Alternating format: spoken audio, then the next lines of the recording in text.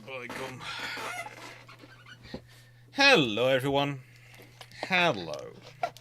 How are we all doing? We are live. It's all apparently working. It's live on Twitch and on YouTube and everything in between. I've been having a fun day. I have a poodle doing a silent protest.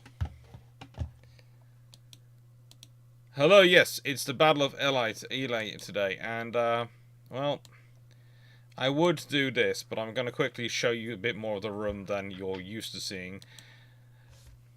You might notice the doors have gone. There is the poodle in sit-down silent protest because the window space he stared out of has disappeared. This is the amateur dramatics I've been dealing with all day. Poodles.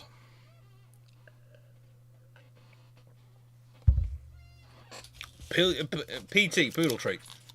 Yeah. Oh, you heard that.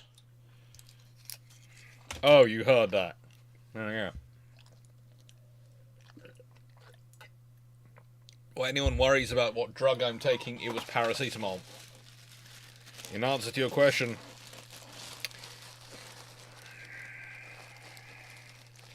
why I'm taking paracetamol, it's quite simple. I have managed to hit myself today with a sledgehammer. So I decided to take a single tablet just to try me better.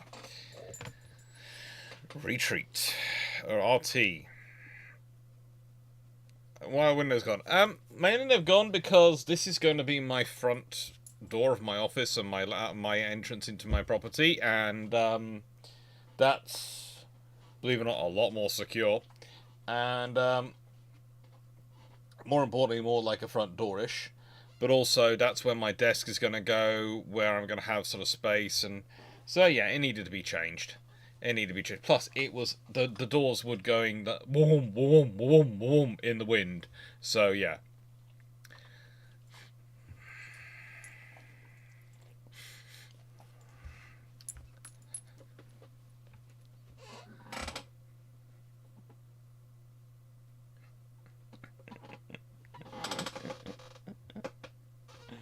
Hello, good boy. You're a very good boy. Yes, you are. A good boy. Sledgehammer is a manly tool. It is a manly tool. However, if you're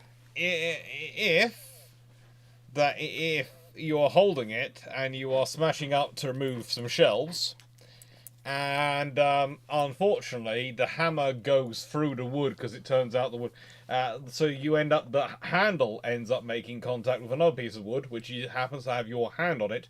Your finger gets caught between the handle of the sledgehammer and the shelf which you're taking down. And today's topic is the Battle of Elli from 1912. It's a very cool battle. It's a very interesting battle, and as it took place on the 16th of December 1912 by our calendar, the 3rd of December by the Georgian calendar, or Gregorian calendar, which the Orthodox Church use. It's, you know, it's an interesting one to do, and I decided to do it on the 19th because 16 plus 3 is 19. And that turned out to be the Thursday. Hello. So yeah, this is what we're doing today. Today's topic is the Battle of Elli. I should also say tomorrow's topic, and this is something for all of you to take note of if you're in.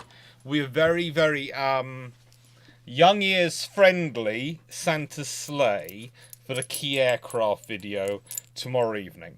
So the key aircraft tomorrow evening will be a very young person friendly Santa's discussion of Santa's sleigh. I made it with my little cousins in mind, and you know, I felt it would be. I felt I'd put it. Everyone should enjoy it, hopefully. So, the Battle of Elli. It's one of those battles which the Georgios Avrof is remembered of for, and it really is quite a cool battle because basically, the Greek admiral, does exactly what Admiral Beatty would love to do. He basically abandons the rest of his fleet, charges off with his flagship, and pretty much fights the Ottomans solo to an extent, which is fun. It's fun. It's always fun to have such a battle when you can get it. But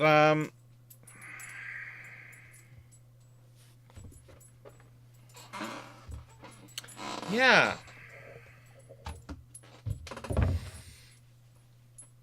it was a good. It was a bit of a battle though.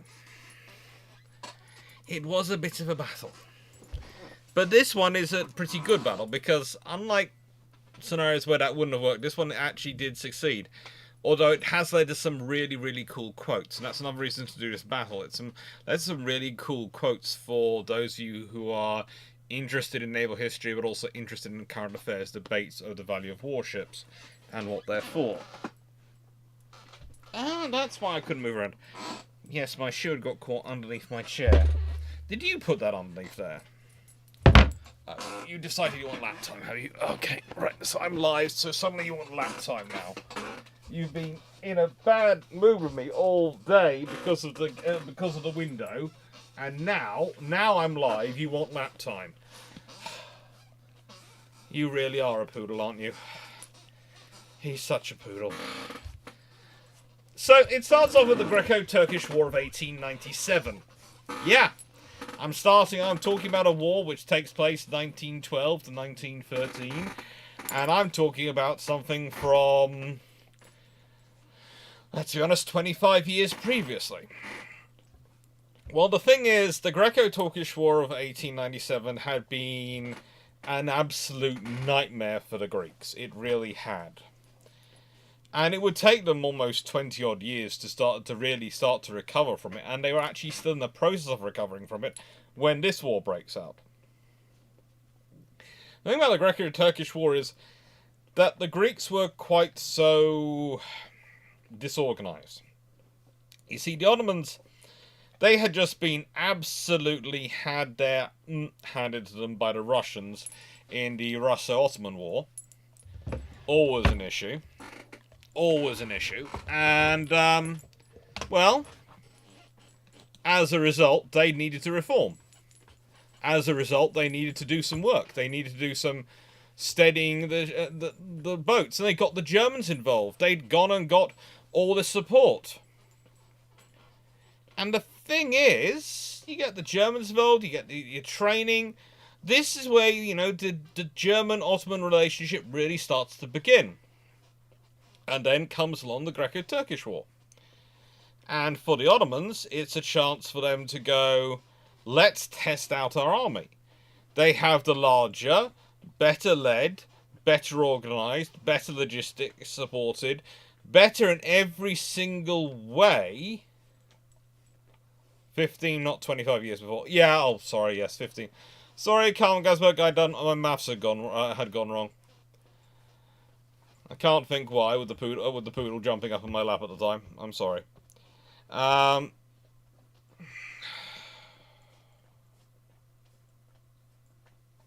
Will you stop that, please? Stop it, okay? Stop. Just stop. Thank you. I love you too, but stop licking the chair. Now, with that as the problem, and with the fact, they'd spent these years trying to rebuild it, after this, for the Greco-Turkish War, the Ottomans have been really well prepared, really well organised. They are actually the antithesis of the sick man of Europe idea we often think about.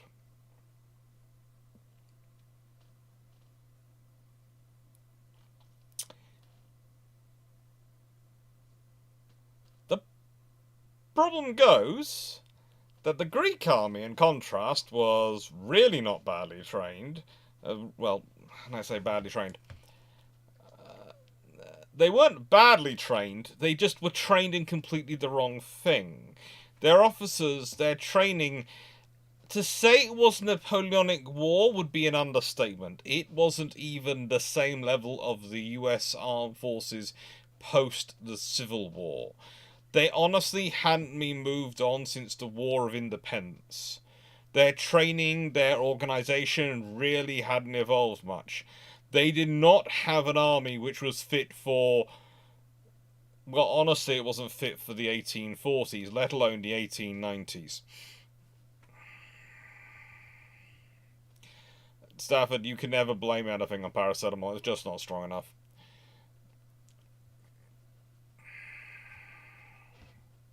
You just can't. But yeah, this is one of those wars where, frankly, everything goes the wrong way for the Greeks. But for the Ottomans, it doesn't work out that great either, because what should have been an absolute curb stomp gets stopped because the great powers go, nope, get back in your corner. But we're gonna win! Don't care. It's basically the Royal Navy and the French Navy turn up and go,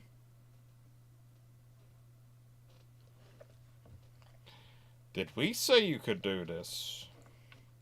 It's one of those things of, they are quite happy for them to fight a war. If they're going to fight a war, that's fine. But neither side is going to be allowed to curb stomp the other. It's just not going to happen. It's not in their interest, so they won't allow it to happen.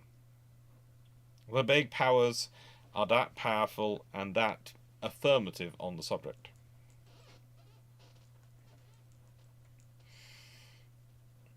And so the Greco-Turkish War, when it does end, it's one of those wars which sort of ends in the kind of peace where both sides should be readily rearming.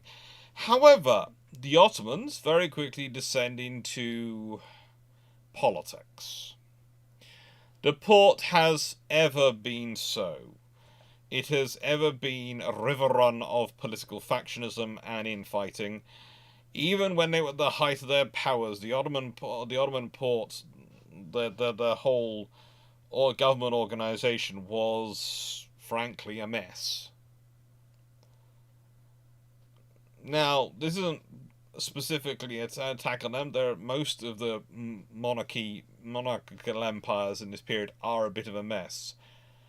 But the Ottoman one managed to succeed to be even more complicated than that, because the level of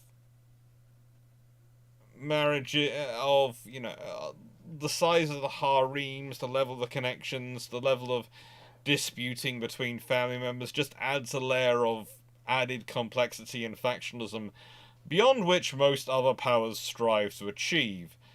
It's just a nightmare in so many ways.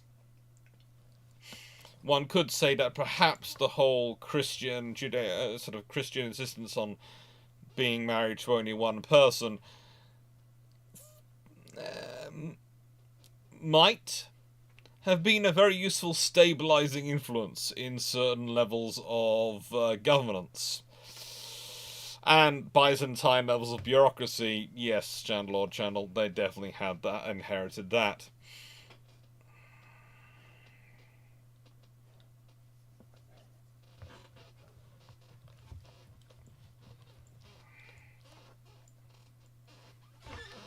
Yeah, it's the whole Greco-Turkish War is an interesting thing, but the period in between, well, that leads to a lot of interesting discussions. And here's the really fun thing, okay? It takes the Greeks roughly 14 years to get around to actually asking for a naval mission. They ordered the Georgia Savarov already, and she's actually launched in 1910. But the thing is, they finally get a British naval mission in 1911. They've had the French military mission, settled at roughly the same time. And the French military mission is supposed to support the army because, well, they can't go to the Germans, because if they do, then they'll just get the same advice as the Ottomans are getting, and that's not good enough for anyone. Go to the French.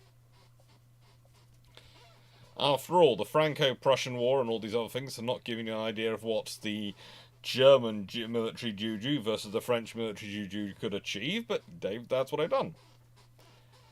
They do, however, go to the British, and they get Admiral Lionel Tufnell, Vice Admiral Lionel Tufnell, who up until 1911 was serving as Commandant of the Royal Navy and Naval Engineering College. So he's an engineer. And they put him in charge, the British naval mission arrives, and basically they turn around to Tufnell and they go, "You're in charge of everything."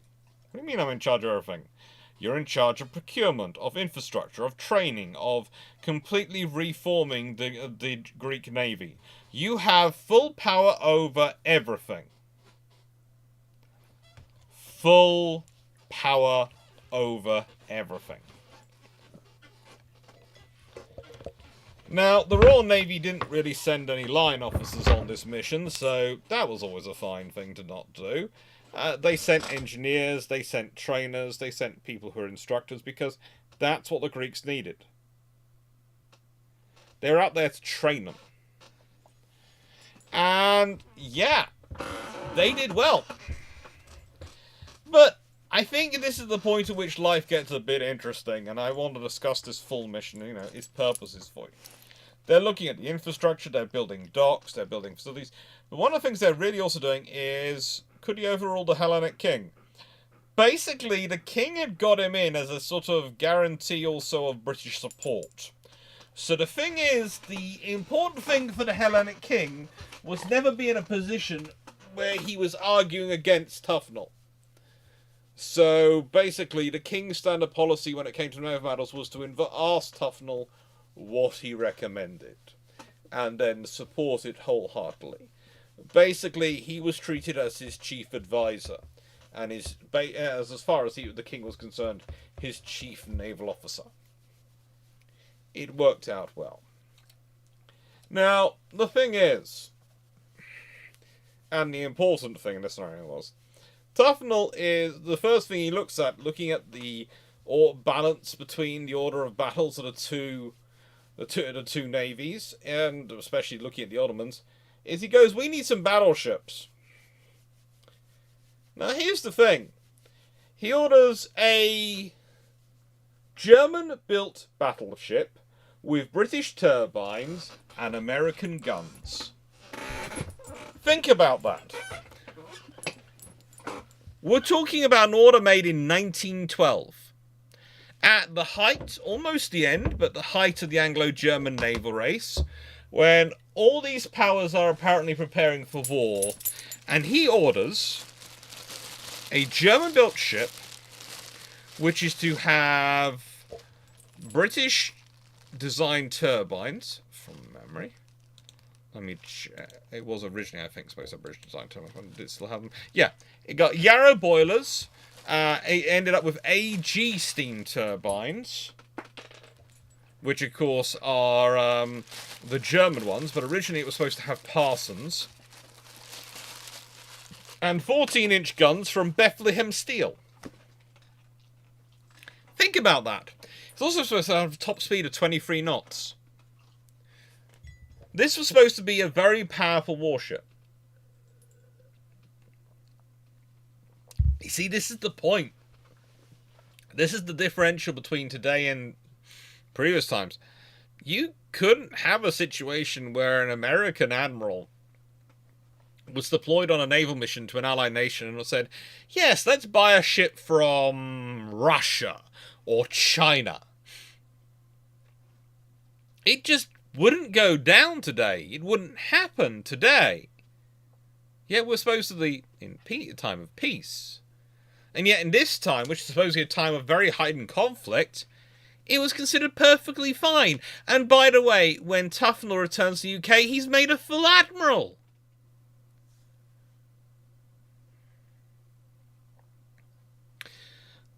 There is a discussion as to whether or not there was someone who made the claim, oh, he went to Germany because they didn't have enough yard space in Britain. Britain has more surplus yards than Germany does. Remember, this is also the time period which, I know, the Thames Ironworks is going bust. Imagine if the battleship had been ordered from Thames Ironworks.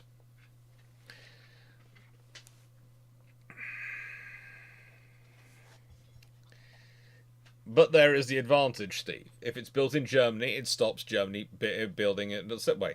And by ordering the guns from America, it doesn't put any funding into their own government development programs, does it?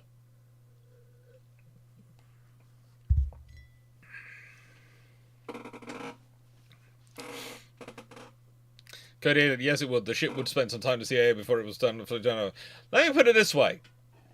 Whilst that may or may not be true, imagine the reaction of Congress.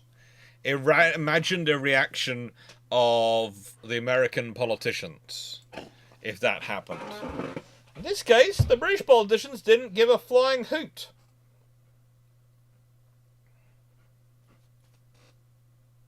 And yes, Carl Gasberg, the Indians are using French fighters from an ex-Soviet carrier, but they're not being advised by a US Navy admiral to buy those things, are they?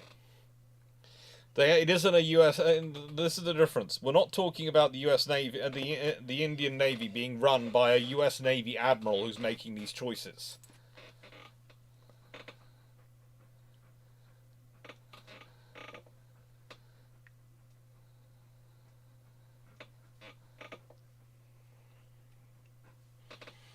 Yes, there are lots of advantages, Michael Cooch, for the British in the Greeks buying from the Germans, but again, think about, as I said, imagine it. The person making the decision, the person selecting the ship, is a British admiral.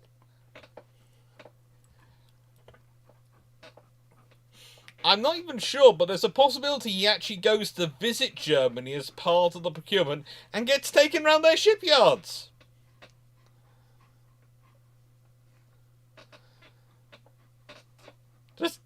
It's just fun.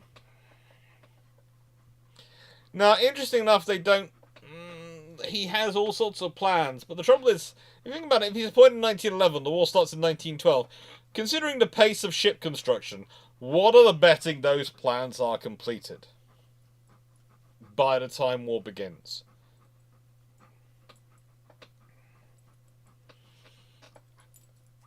There is virtually no chance of that. There is no chance of any of this being completed. And please don't let me sound like he's talking down the Greek admirals at this point, the Greek officers involved. They're also very good. It's like the Ottomans again with the Germans coming to them. You cannot make something of nothing. They have to have good raw ingredients already before you can come in and help as an advisor. And the reason why Tufnell being called in, arguably, was because, frankly, they got into such a malaise that the only way to get themselves out, and they've been trying this already for over a decade by the time they decided to call in the military missions, could call in someone who's outside the organisation. You're basically going for a root and branch reform. It'd be like... how do I put this? Let's say the Royal Navy... let's say at a certain point, because this would be more likely to be the scenario, let's say in a decade or so time,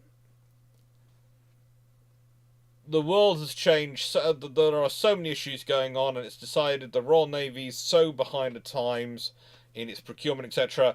The government goes and makes me First Sea Lord. Now, that would be completely out left field, but it's bringing in someone from completely outside the organisation, but who has an understanding of the organisation to try and change things for the better and improve them. And you could do the same with the US Navy. If you think about it, who would you bring in? The only reason I don't include Drac in this list is whilst he'd be very good, he does stop his channel in 1950, so he might be a little out of date. He probably is up to date actually, considering build prompts. But I'm gonna hold his channel against him and go, it'll be me rather than him on that one. But the thing is, you can only do this under certain circumstances, and basically those circumstances have to be also your officers are prepared to listen. And the thing is, the officers were prepared to listen. They were prepared to work with Tufnell. They acknowledged him as basically being an infrastructure and logistical genius, which he was to an extent. And he had been key behind several of the upgrades done by the British around their wider infrastructure around the Empire. So he was really skilled at this job. And he saw his task mainly as building infrastructure and building capacity. And that's what he was doing.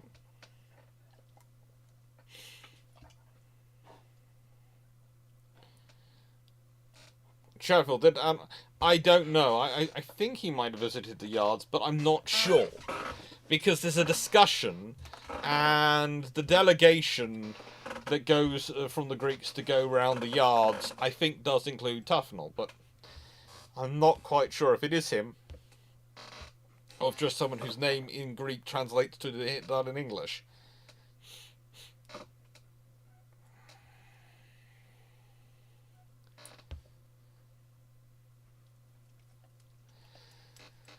So the thing is, there are a lot of options going on. The Greeks are very useful, very good, very aggressive officers, very capable officers, but they don't have much time.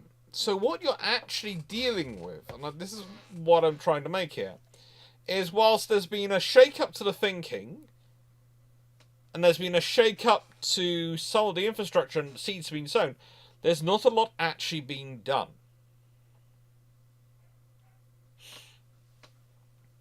There's not a lot that's actually being done. Yes, you're cute. You know, it's like me with our house. If I give the example. So, this is some offcuts. We are currently sorting out our the new house. Things that have been doing so far. Well, we haven't added on the garage we need to add on yet. We haven't added on the extension we need to do for sort of a garden room extension, space to make the lounge a bit bigger, and those sort of things. We haven't done any of that yet. So there's no big visible change to the house that people could point to and go, yes, you've stamped your thing on that. Yes, we've changed the front door and that sort of door, etc. So we've done some minor things, but those are variously tweaks around the edges. We've done a lot of stuff though internally. This is not just iron brew coloured wire. This is Cat 7. This is the network cable which I'm now running live over, and the network is now running. And there are now ribbons of these cables running through this house, providing network connection throughout it. So from the outside, or if you were just casually walking around the house, you won't notice any difference. But if you're trying to work from home, if you're trying to do these sorts of things like we're doing now, this house is actually very well set up for it. And it's the same with what Tufnell managed to achieve in his time. The big thing he achieves is getting the infrastructure ready to support rapid expansion in wartime. Whilst they might not have enough shells when the George Safaroff and other vessels come into service, they have the spaces for the shells. They have the things that are going to allow them to grow themselves. So you see, that's the point. I do love the fact that my the Cat 7 cables are usually have a habit of being orange, apparently. They are available in other colours, but apparently when you're doing them in the industrial fit, they do have a habit of being orange. I know when I've used them before they were orange. I didn't realise, I didn't specify ours to be orange, but they turned up and they were orange, and yeah. They're really, yeah, I like Cat 7. It's a good system. It really is a good system. The cables are all paired off and wrapped up in their pairs. It's a good system. Now, if you don't mind, before we skip on, grab some more iron brew. Hello. What are you exactly asking for? Because usually you go off and sleep by about now, so I'm presuming there is something you are wanting. A biscuit, okay.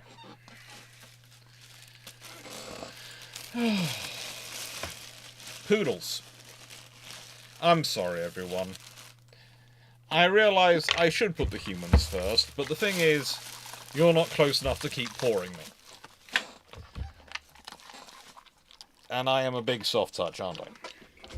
Absolute big softy.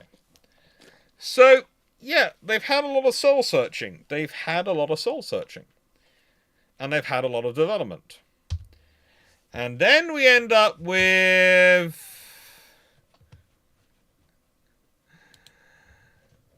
the First Balkan War.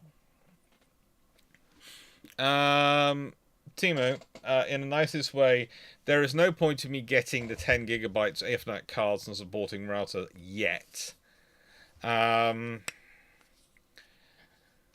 Because there isn't the fiber optic internet yet to this house. It's still copper because BT hasn't laid the cable. The cable actually comes... The fiber optic cable, by the way, for those who want... Just a little bit of interesting point. There is a roundabout 100 yards from my house. 100 yards. The fiber optic is the other side of that roundabout.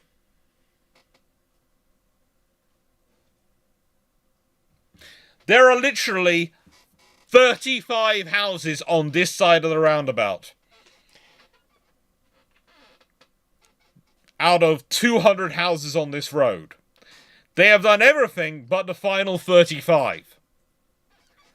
Why they stopped the fibre optic there, I will never know. But I am in a one-man war with British Telecom over that issue. They are hearing from me on a daily basis, complaining about the fact they stop 100 yards from my house.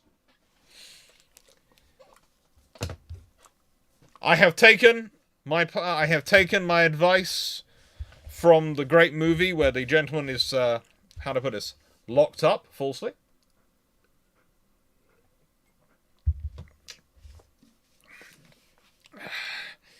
And, well, the banker who's locked up falsely, who gets books by writing a letter a week.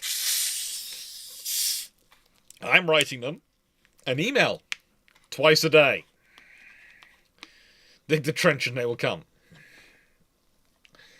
No, we don't have my mum dealing with BT that often, because last time she dealt with BT, it got weird.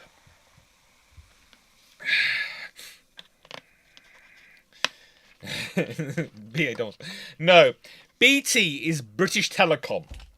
Basically, this is the trouble. Both me and Drac have similar views of British Telecom as we do of Admiral BT, and so it can get very confusing as to which exactly we are slagging off at this time at this point. The great thing is, Jonathan Moon, they don't have anything which protects the system from having an automatic macro written email sent to them. So, yeah, they get an email twice a day.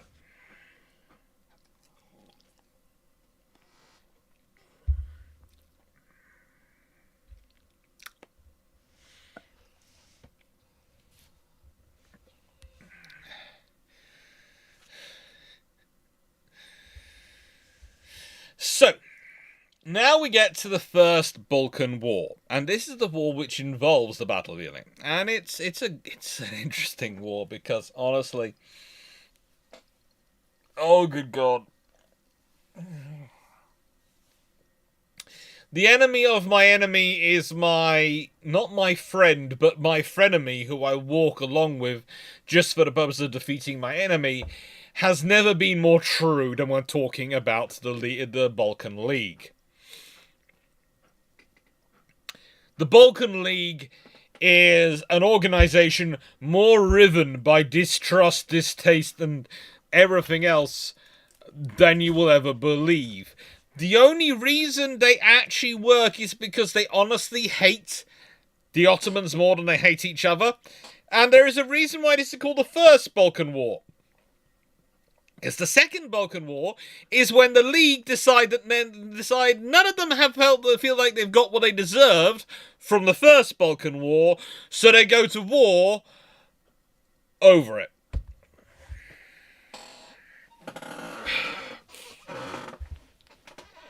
It is a bloody, horrible mess. And that's just talking about the command structure, let alone the actual battlefield performance. Now, surprisingly, I am going to say they do absolutely rip the Ottomans to shreds. Because the Ottomans have, as said, after their peak during the Greco-Turkish War, have managed to drop down quite significantly. Very significantly.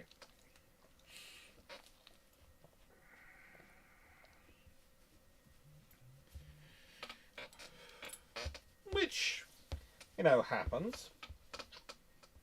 It does happen. There's also the fact that you have nations in here which are considered the Prussia of the Balkans. Bulgaria, anyone? I mean, literally. The military power we're really talking about this is Bulgaria. They are absolutely nuts. In terms of forces they mobilize for this war, it is, quite frankly, obscene.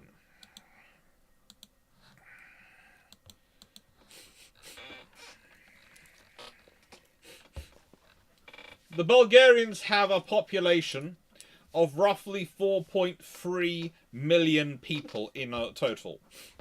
And of them, they mobilize roughly 600,000 men. So from a population of 4.3 million, a total population of 4.3 million, they mobilize 600,000. i.e. 1 in 7. The Bulgarian Field Army is 9 infantry divisions, a cavalry division, and 1,116 units of artillery. Yes, you're often being lectured by a poodle. Just get used to it. Bulgaria came prepared for this. They wanted Thrace and Macedonia, and they were going to do anything to get Thrace and Macedonia, and rather their territories. There are also some Armenian rebellion volunteers as well. Serbia? Well, Serbia has a population of just under 3 million. And they call up about 255,000. So, how does that equate to? Roughly 3 million? So that's 1 in 12, isn't it? Is it 1 in 12? It is 1 in 12, that's good. I know you want to be on my lap. You're not getting on my lap. And from that, they put together 10 infantry divisions, 2 independent brigades, and a cavalry division. Now, if you're going, Alex, how are they... What's happening? How are they forming such different forces from, like, half the army? How are they forming 10 divisions, and yet the Bulgarians are organising 9 divisions? Well, it depends on what strategy of division strength they're going for. Whether they're going for a triangular division or whether they're going for a different system. And when you read the who's who of who's in charge of these forces, you're getting some really skilled, really senior officers. I'd also say this adds more thought to my opinion that, frankly, why the frigate did Austria-Hungary think that they were going to have a walkover going into Serbia? We're talking about a nation which literally had a war, not too long ago, had fought in a couple of wars. All its troops were pretty well battle-hardened and had used the latest and greatest equipment to quite good advantage.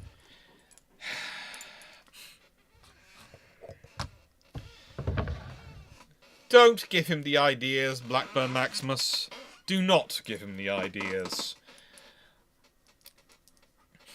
Then we have the Greeks. They also have a population, well, actually it's roughly a little over 2.5 million. They were, as said, considered the absolute... After the Greco-Turkish War, because they'd suffered so, because they'd basically needed the rest of the world to come in and go, no, you're not going to do that, to stop happening, they were considered by many to be the weakest. And the Ottomans certainly presumed they'd be the weakest.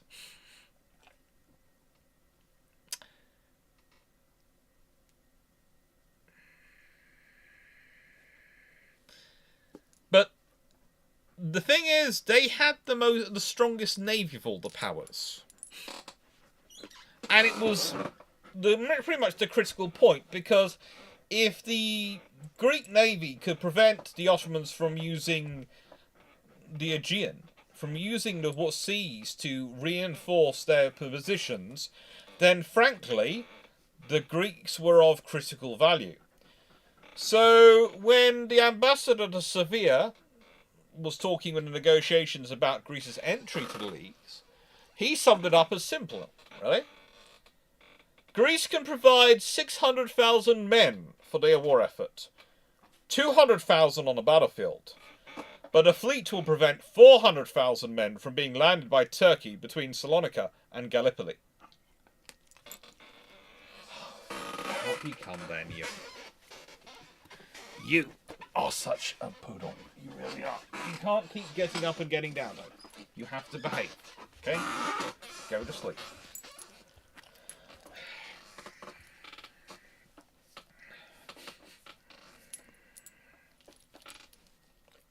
Von Husdorf was living a state of Nile about the state of the Habsburg army in 1914. Oh, yes. Geography is useful, isn't it? Geography is useful, but also having a fleet mattered. And yes, this was the Greeks that aimed sort of their position of strength. Basically, they're claiming to be as strong as the Bulgarian army. That's their point.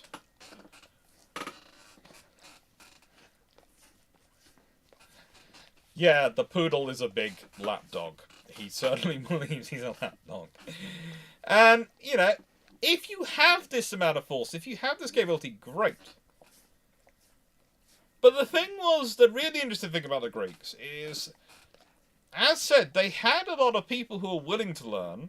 They were feeling absolutely annoyed that they lost, and they were working with the French and the British missions. The Greeks had gone for now the Triangular Infantry Division, i.e. 3 brigades, or, you know, the whole structure. What we'd often call the modern structure of infantry divisions. As, you know, this was their primary formation. And whilst many had believed the Greeks would mobilise just 50,000 troops, the Greek army, as said, that fielded was 200 and, well, how do I put this politely? It was 265,000 in total, because the army had 125,000, the National Guard and Reserves produced another 140,000, and they grouped this into 2 field armies, and they used this. As you can see from this map, the Greek army goes offensive. They really do go offensive.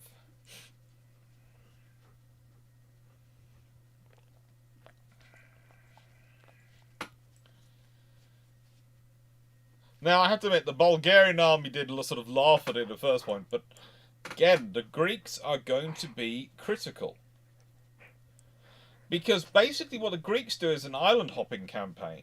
Now I'm thinking, well, how can the Greeks secure this area? How can they secure that water? Well, you have to remember the Ottomans are going to be coming out from over here. And the Greeks basically, if you look at those blue dots, you'll see a lot of very interesting islands, which the Greeks take. And that's the Greek Navy. And the fact that the Greek Navy could do that, had the personnel, had the capabilities, had the infrastructure available to do it, was thanks to the work of the various senior officers and Tufnell. Oh, Lord. Oh, you are such a wriggly bum. You see, he's been very well behaved today, I have to admit, because there's been builders here, electricians all day, and people working on the house all day, and so he's had to be, because you have to with dogs, he's had to sort of be off on his own while I've been sorting her around. So he's basically feeling a little bit neglected. So that's one of the reasons why he's being quite as needy as he is tonight. Very needy. Now, the fact is that Georgios Averof is probably the core part of what the Greeks are offering. That is a really, really powerful unit for the Greeks. It's possibly, arguably, one of the most powerful ship actually in terms of overall capabilities in the area. Now, when I say that, there is a limitation to this. We'll be getting in that, because whilst the Georgios Averos comes from Italy, whilst it's a modified Pisa class, it is still an armoured cruiser. It's fast, it's able to dictate speed, it's able to dictate all sorts of capabilities. Able to sort of speed of 23.5 knots, top speed. Usually 20 knots normally, in its normal state of tear. It's armed with 4 9.2-inch guns and 2 twin mounts. And 8 7.5-inch guns in 4 twin mounts. It's honestly, if you looked at it and you replaced those 7.5s and 9s with 12 inches, 12-inch guns, you'd think you were looking at a later Japanese design. You really would.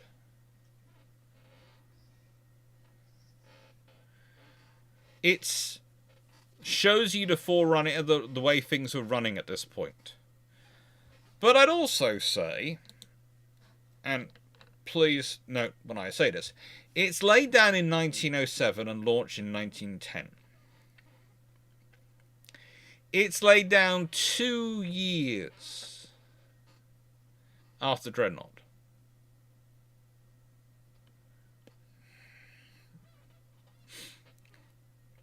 Considering what the Italians were capable of, the design could have been a lot better for its time. It was very good. It is very good. It's a museum which I really hope to see.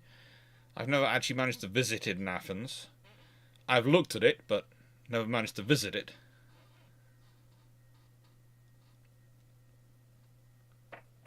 But when you look at it, it does look... When you're considering what you're talking about in terms of its tonnage, etc., it's a Pisa class armored cruiser. But the thing is, they've gone for the Pisa class. They've not upgraded Pisa class. When there are options. There's, well, to be honest, there's the San Giorgios if you wanted to. Although I'm not sure whether we'd consider those an improvement. And there are other options as well.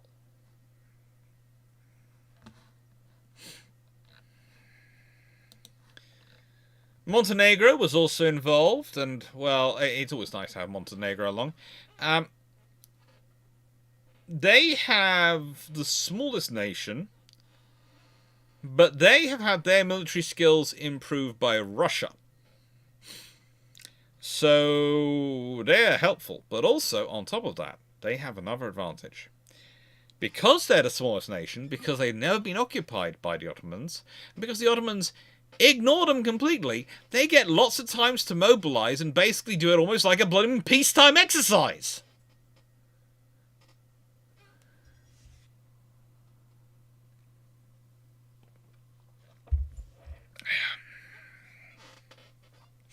It's cute when doggies think they're lap dogs. It is cute. Don't let me forget, at 9 o'clock, he needs to have his bowl fed, and I need to make sure I press the important button at about, let's say, after we've been live for an hour. I need to press that, advert button to make YouTube happy. Now, the Ottomans, in contrast, theoretically have a population of 26 million.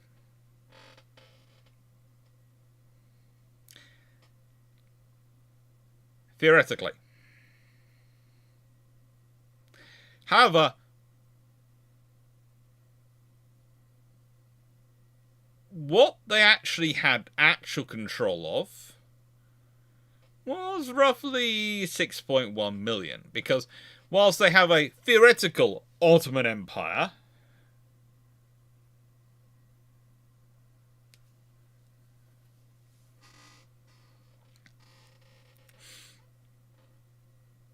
the reality is they don't have all that population. That doesn't really answer necessarily to them at the best of times. And there's a lot of problems they have with controlling and occupying parts of it. And in this part, in the European part, well, there are only 2.3 million are Muslim. They do not rely on the Orthodox Christians at all.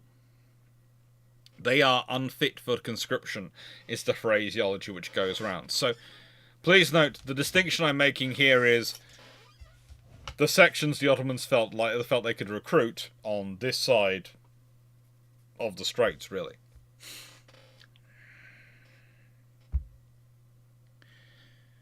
More importantly,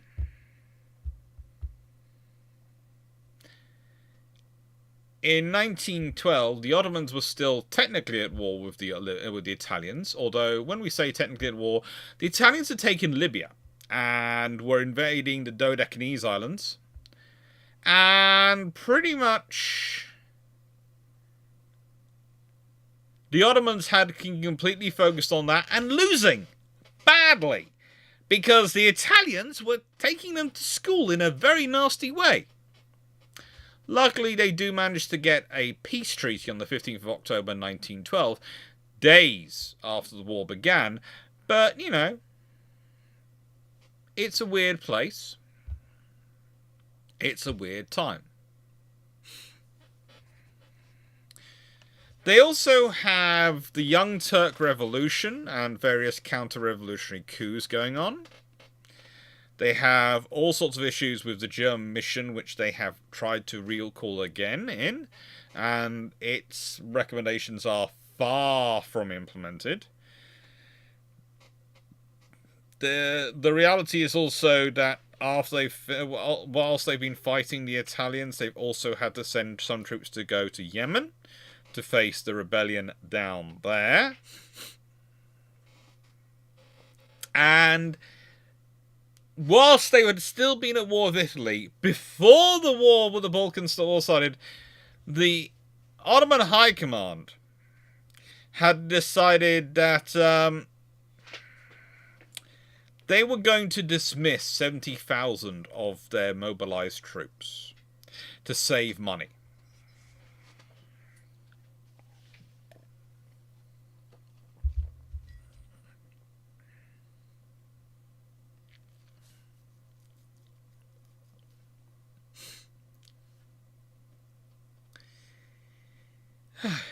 Hello, Fleet. It's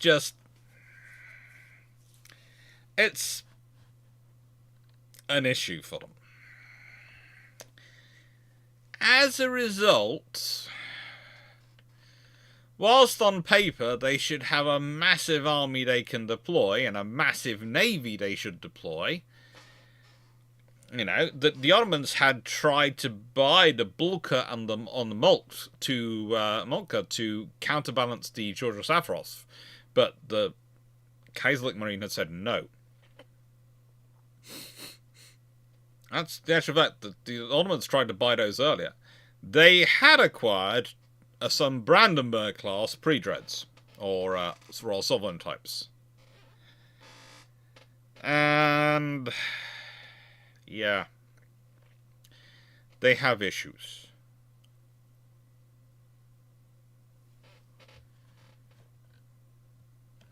They have issues. They are producing an army roughly... well, how do I put this?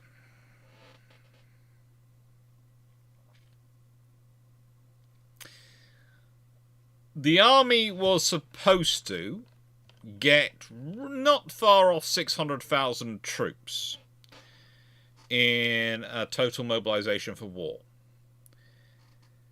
According to their own staff, they achieved roughly 200,000.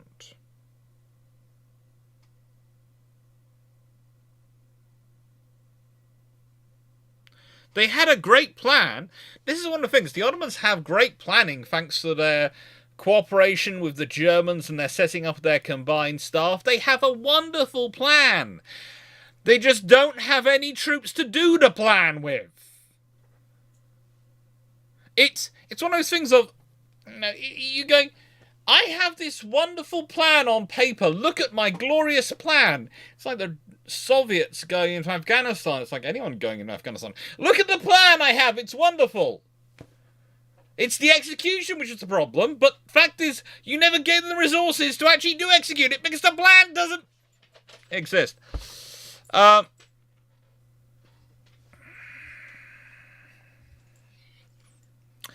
It's a problem. It's entirely a problem, isn't it, Big Fluff?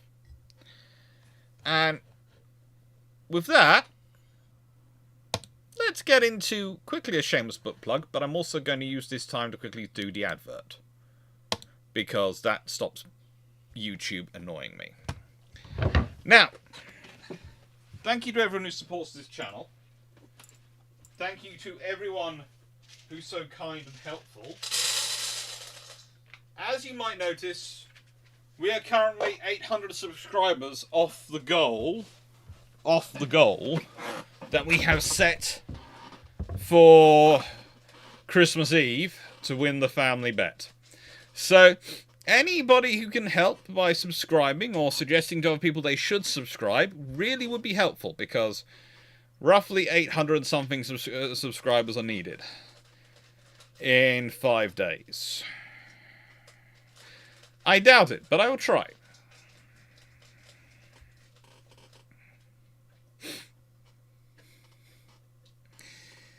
The thing is, with all this stuff, it wouldn't be possible without your support. I'm a public-facing naval historian.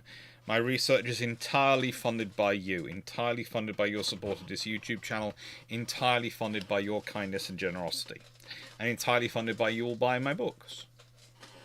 And thank you to people who have bought it. And there are more. I said, the whole thing of the Historiathon was to raise money, and that's raised money for at least one book to be published this year. It'll be published in March.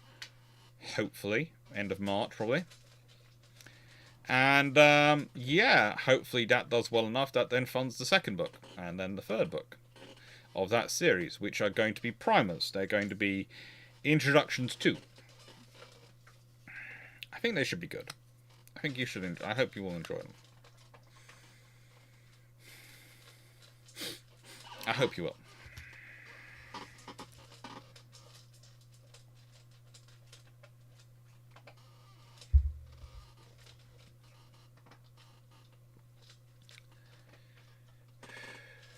But yes. Speaking of Christmas, though, I'm thinking about Christmas. What have we got coming up? Well, you might have noticed this week that HMAS Diamantina didn't go up because there was a bit of an issue. In that apparently I sounded like... Apparently my singing was either good enough or bad enough that it generated an issue, but we'll sort that out. And that will now be going up on the 23rd of December. I'm going to be recording with Sal McLaris tomorrow, so that will go up on Wednesday, Christmas Day. Christmas Eve will be the final episode of So You Want to Build a Carrier. Thursday, that's Boxing Day, will be a live. And Friday will be Keyships 5th Rates. So that should be quite good. And then, of course, the Battle of Eli Long Patrol. Should all be good. But no, so do you have a plan to publish not just primers, but a 500-page tome to Snipe or something with? Let me just check something.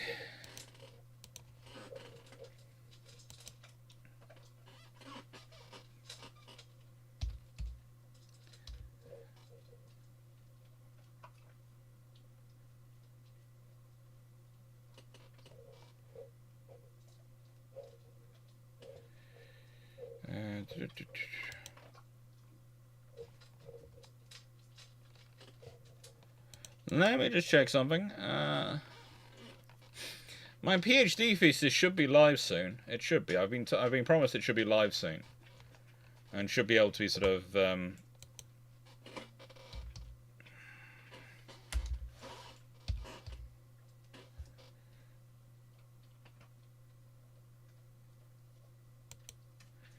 And that is.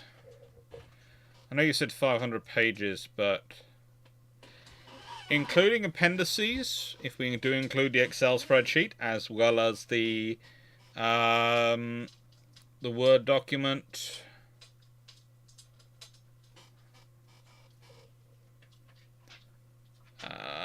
I'm sorry to say that's merely 480 pages long. Will that do?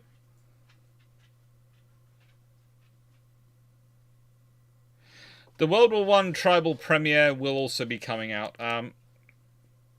That has been recorded, and that didn't go up because of the internet being down and all sorts of issues, but that will be going out probably quite soon as well. There's also almost a temptation to put that on the 24th rather than the 2 carriers, because then I can keep that sort of week to pretty much pure history, rather than have move the carrier thing to possibly replace the 2 historians the following week. Because believe it or not, there have been a lot of people who said yes, and who, if they had time, will have done it. But there's also been issues with people having the time to do it.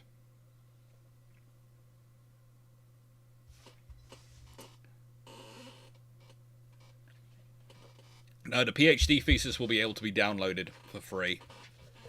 I've ticked the button. I've said it's fine for people to use it. So, let's get back to the Greeks. Now, I would love to be able to do a page about the Ottoman admiral. But, other than his court-martial, we honestly don't know much about him. His court-martial, he produces a letter from the head of the Navy Minister, basically going, do not get these ships damaged, and goes, that's why I was behaving the way I was behaving. But yes, Ramiz Bey is a completely forgotten person. Honestly, if you want to look him up, you will find more sources about him in Greek, written in Greek, than you will in English or Turkish. And I'm not sure about what some of those sources say, because alternatively they treat him... No, you're not coming up in lap. You keep getting down. I know. I know. Down. No. Thank you, Peter Thomas. But the thing is...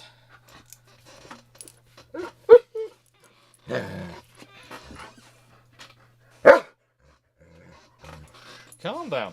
Calm down. That's just their own characters. Yes. That was the cut down version. What's upsetting you now? You want to go garden? Sorry. Knew I shouldn't have started in the next section without first putting him in the garden after he's had everything else.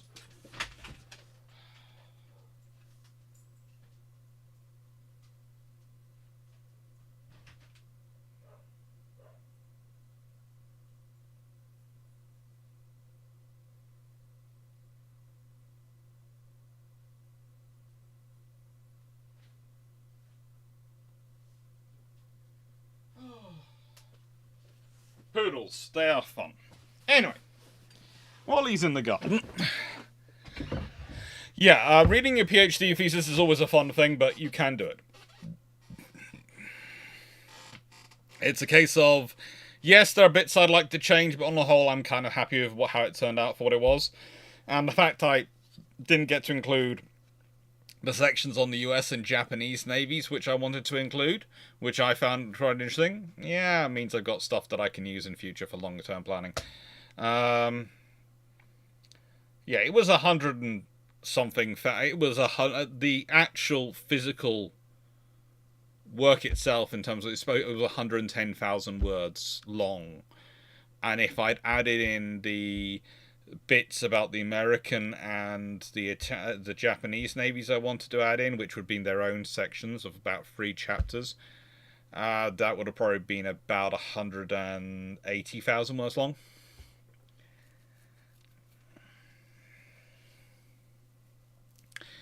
So, let's talk about the one admiral we can talk about as battle. Rear Admiral Pavlis Koutoutris. Now, he is sufficiently aggressive that I think Genghis Khan would have approved of him. He is sufficiently single-minded that I'm fairly certain that Nelson would have thought he was a grand gentleman, as long as they agreed. And he was sufficiently capable a seaman that, frankly, he deserved everything he achieved. But he's also a fairly large showman. He really is.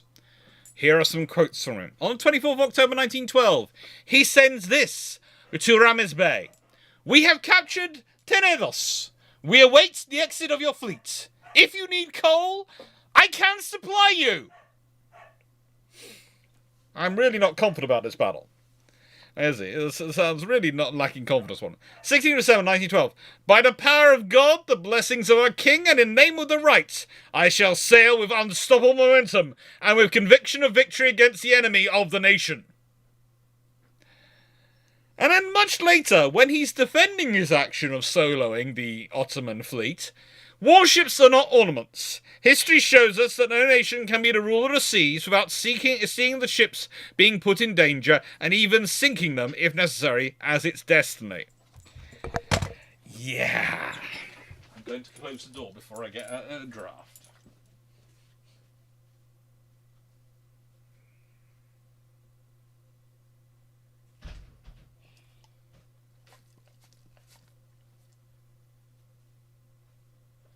You need to learn how to close doors behind you. You are more than tall enough, more than capable enough of closing a door. You truly are. Poodles. Did that guy play Warhammer 40k by any chance? Total Poodles strategic. The poodle always wins, yes. Did the guy play Warhammer 40k by chance? Don't think so. Think that's a little after him. But let me put it this way. He is probably one of the most interesting characters you're going to find in this period.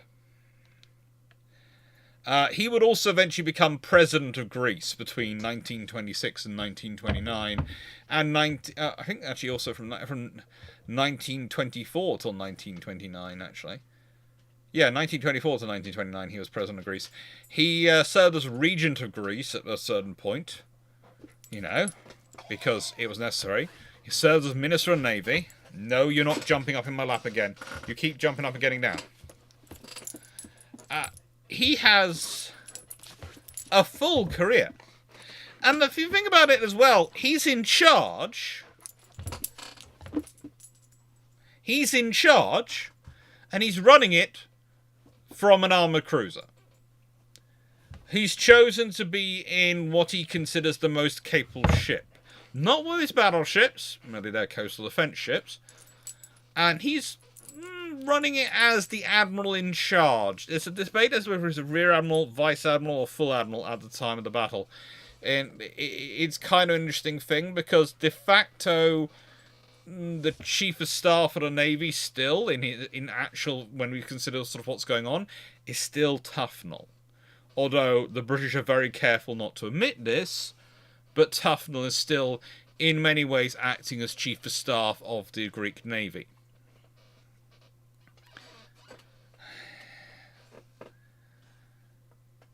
And please note, he sends this as a signal to the whole fleet.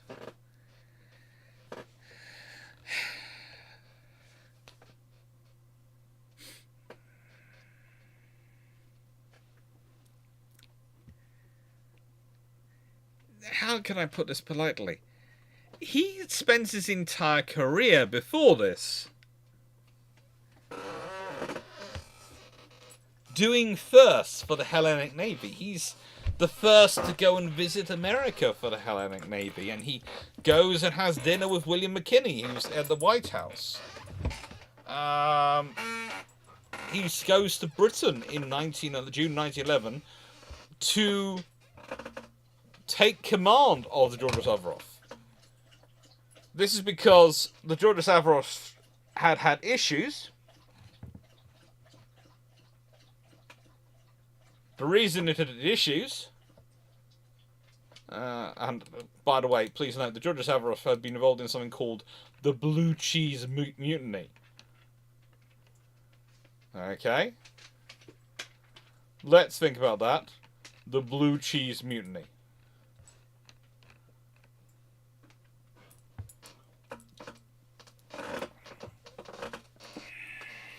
She'd been built in Italy and went to Britain to have her guns loaded and get her first load of ammunition, etc. And, well, pretty much the reason for the problem of the problems they were having, you know, how do I put... This story just always... So let me explain it, okay? So, no one explained to the Greeks that the blue cheese, the blue mold you have on blue cheese is edible. And so when they saw it, they thought it wasn't edible. And that led to a brawl/mutiny. Which meant that the captain, Damios, Ioannis Damios, who was her first captain, suddenly had Pavlos Kourtoudis sent out to stand there and train and replace his crew. Hello, yes, I know you're cute. And, yeah. He basically was sent out there because they didn't like local food. And to us that seems so silly, but then it makes sense of so many things like the Americans do in World War II to prepare the American soldiers and personnel for coming to Britain and what Britain's going to be like and how different it's going to be. You don't really think about it today with the sort of the world we live in terms of food, that was going to be a big shock. They didn't have the ability to go and Google it and go, blue cheese? What's blue cheese? No, they saw cheese which has mold on it, and they presumed, that's bad cheese, we can't eat that. British were going, no, that's perfectly fine. That adds to the flavour. Not necessarily the biggest fan of blue cheese myself. I don't mind a nice, decent piece of it, but sometimes too often there is stuff which frankly is a good excuse to just drink a lot of iron brew to try and get the taste out of your mouth. But yeah, he had been sent there to deal the Blue Cheese Mutiny. And he was sent because he's a very trusted senior officer. He's a very trusted, capable officer.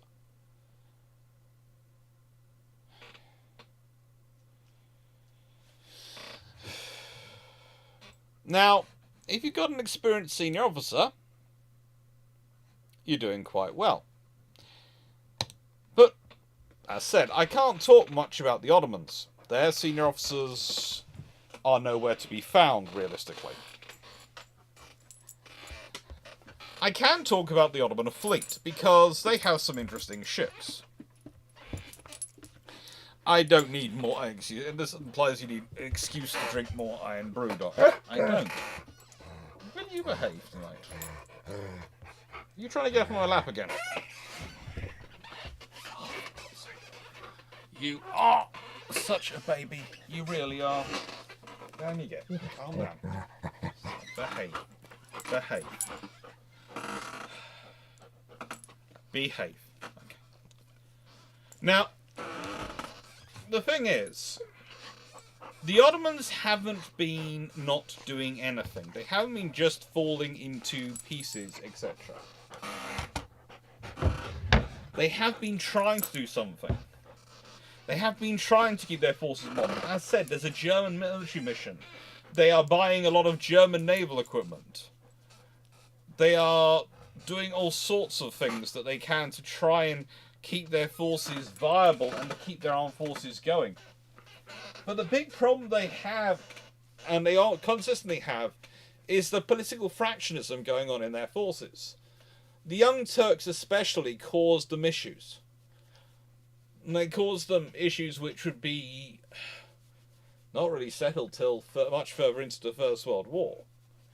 It meant that you often had forces which were more concerned with the political reliability of each other and the political opinions of each other in a force than were necessarily concerned with the capability of that force. And sometimes you'd have quite junior, inexperienced, not necessarily the best officers dominating a unit because of their political connections. Yes, I do have a big baby poodle, and yes, he is being full baby mode this evening. I do apologise.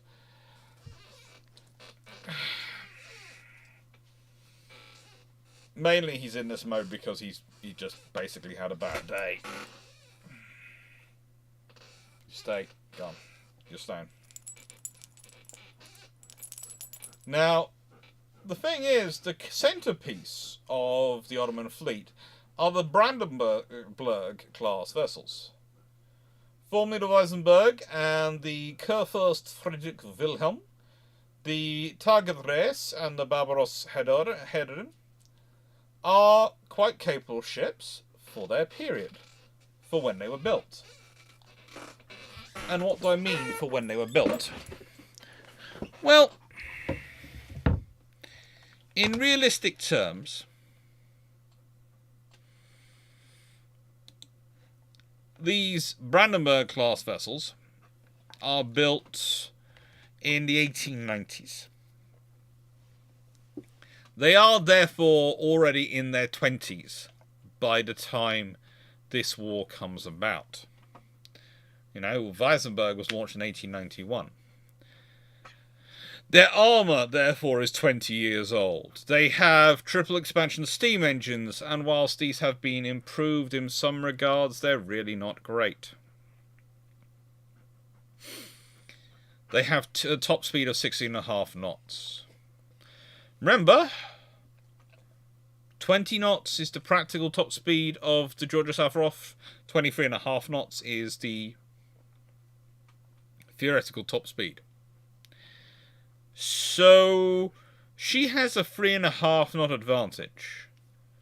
3 knots is all you need to give yourself the advantage in terms of deciding the angle of attack, the angle of a gunfight, and the range of a gunfight. 3 knots is the advantage you need.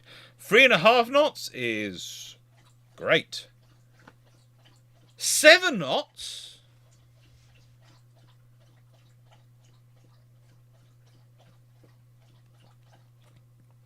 7 knots, well, that's just vanity.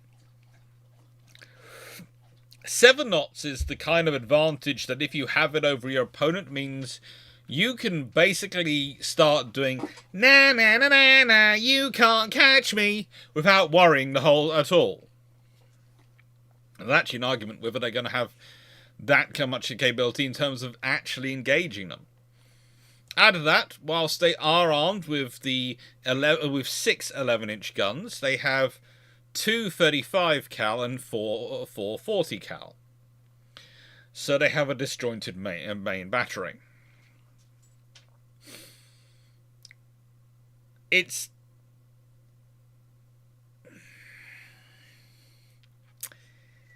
They are ships which have a place.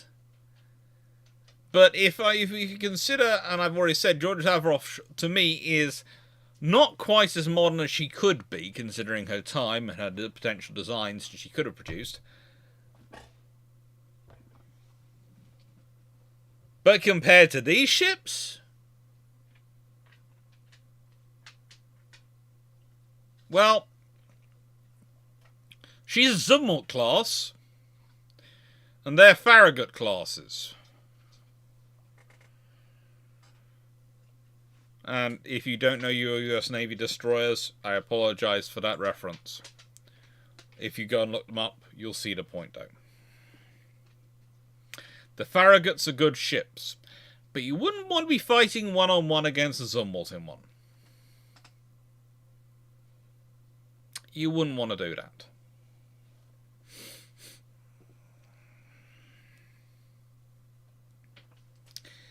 Now, the Ottoman fleet didn't just have them in it. They also had, well, the Central Battery Ironclads.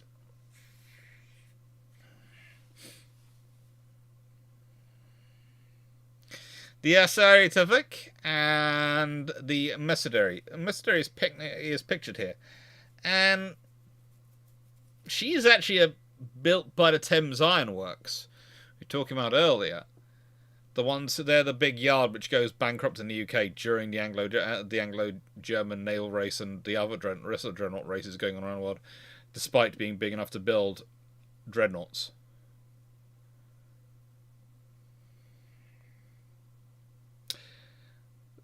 Her sister ship was actually purchased by the Royal Navy and commissioned as HMS Superb. But if we consider, in the case of that vessel, she had been broken up in 1906. So Superb was broken up in 1906. Messidier was still in service. She'd actually been in service till 1914, when she'd be sunk by His Majesty's submarine B-11 of the Royal Navy.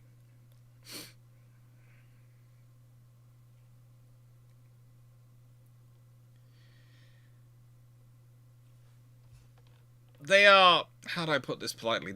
She'd been reconstructed in 1903. She'd gained 16 Nicolaus spoilers. Those were French boiler designs.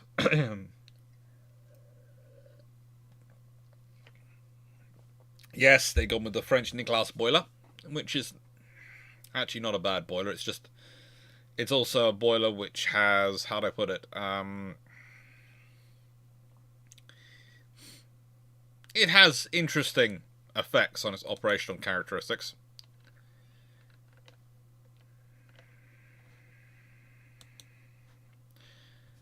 She had theoretically 2 9-inch guns, but they actually weren't fitted. She did have 12 5.9-inch guns and 16 3-inch guns and 10 2.2-inch guns and 2 1.9-inch guns.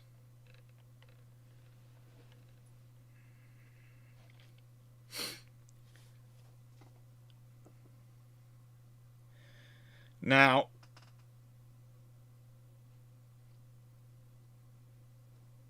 they never received their 9-inch guns. They had wooden dummy guns installed in place. So theoretically, she's supposed to have 2 9-inch 40 cal guns manufactured by Vickers. She doesn't have them.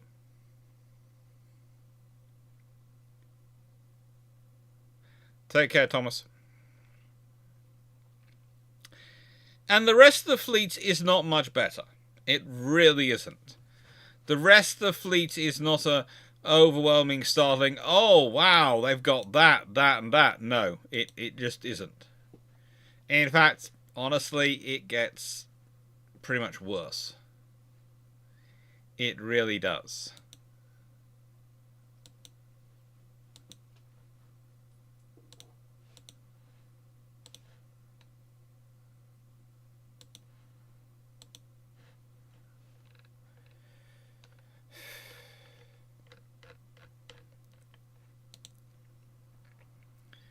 Their destroyers, they're mostly 1910 editions, but how do I put this politely about their destroyers? They have managed to get vessels which are purchased from Germany. They've got German destroyers. And they are more likely described as torpedo boats than destroyers. Because they're German torpedo bottom, realistically. And whilst they're the large ones, they're not large enough for what they're going to do. Because the trouble is, what are they fighting? You know, we've got German battleships. We've got British armoured cruiser, sort of, honestly, Central Battery Ironclad, which has been converted into some sort of cruiser-ish role, or armoured corvette, as they're calling it in certain places. And some destroyers, which are mostly actually German torpedo boats. These are not necessarily a bad combination, but they're literally facing, in 2 of their counterparts, their exact nemesis who are designed to destroy them. This thing is designed to destroy and kill cruisers or any ship small than it, and is designed to be able to outpace and in many ways outfight those older Sovereign style pre-dreadnought battleships. The Georgia Savarov. The destroyers the Greeks were fielding, and I'm going to be talking about this in more detail. These are British-built torpedo boat destroyers, which had been being built for the Argentinians by Cameleers. And, well, they have the usual Argentinian economic issues, and so they're bought by the Greeks because, well, war's coming, and we know war's coming, so they literally buy them as built. And they're there. And then their backing is 3 Hydra-class ironclad coastal battery ships, which look like this.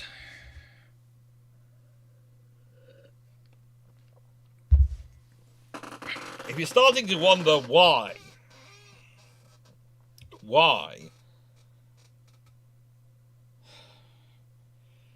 Krakoutis decides to leave his fleet behind in the middle of battle, that might tell you. Because there's fighting a battle to suit vessels like this, and there's fighting a battle to suit vessels like this, and this is the difference here. Whereas, in many ways, BT and others have a homogeneous fleet to organise, Krakoutis doesn't. Krakoutis has an excuse for going, this is not going to work. No, this is not going to work. What do I do? How do I do this? This is not going to work. Okay, what I'm going to do, I'm going to stream the flagship independently, and I'm going to let you fight the battle your way, with them protecting you, and I'm going to go off in this, and I'm going to fight the battle the way this needs to be fought.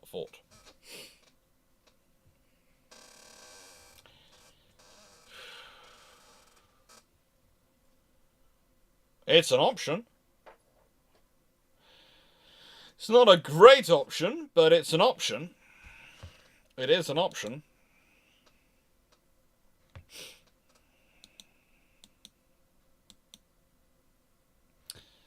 If we consider, let's start off with the destroyers. Before we get into things, let's start off with the destroyers, right?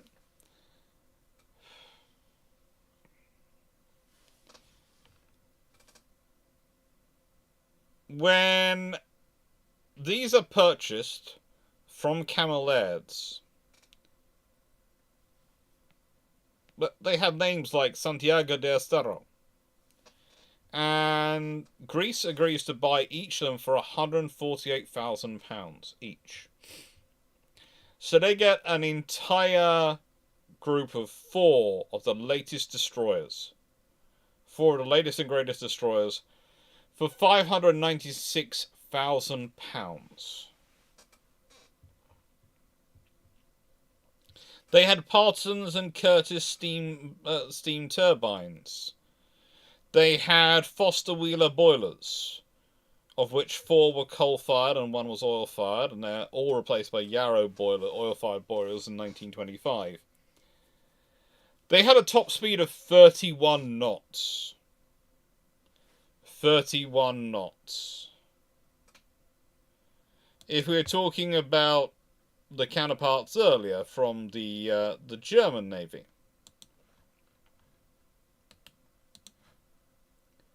well, the German-built vessels, their top speed was 26 knots.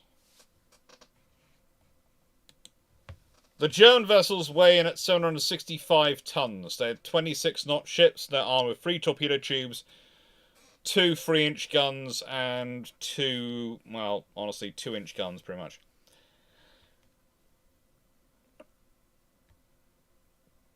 These,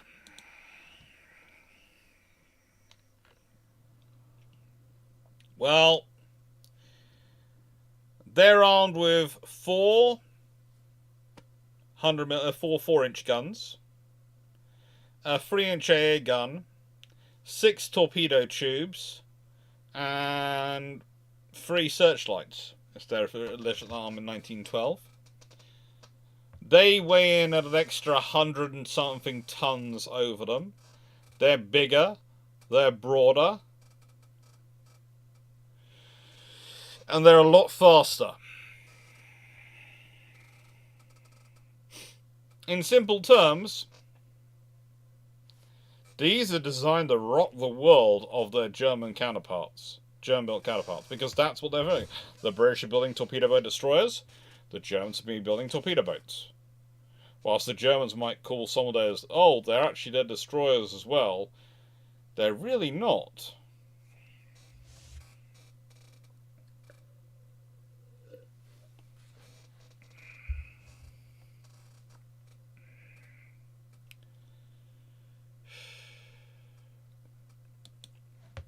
Then we've got the Haida class.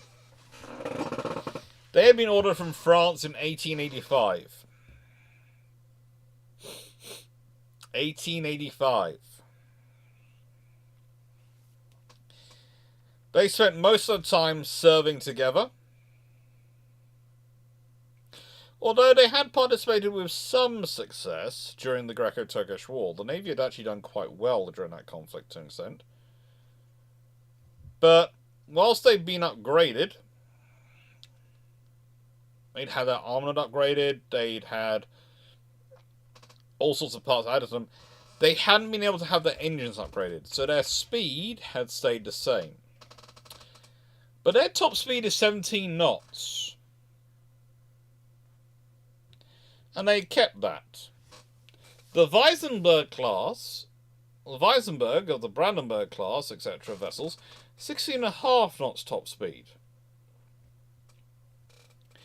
So think about that. These ships had half a knot of speed advantage. And their guns have been upgraded and other things have been worked on for them. And they had 10.8 inch guns in three 10.8 inch guns. So they're quite heavily armed. They're quite low down. They're quite capable. And then on top of that, you have the Georgia Savrov. Now, this is probably one of the more interesting vessels in its history because of the weird things which happen with it. And there are weird things which happen with it. It initially was ordered by the Italian Navy, the Regia Marina, and then it's offered for sale. And George Avrov, Greek businessman, philanthropist, banker, banker, all sorts of things, provided a bequest that was the down payment.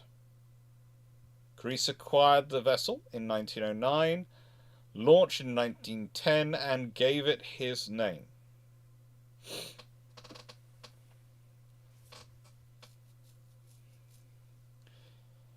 Now, what are we talking about? I've already mentioned she had Belleville boilers, 19,000 shaft horsepower as expressed through 2 compound expansion steam engines, i.e.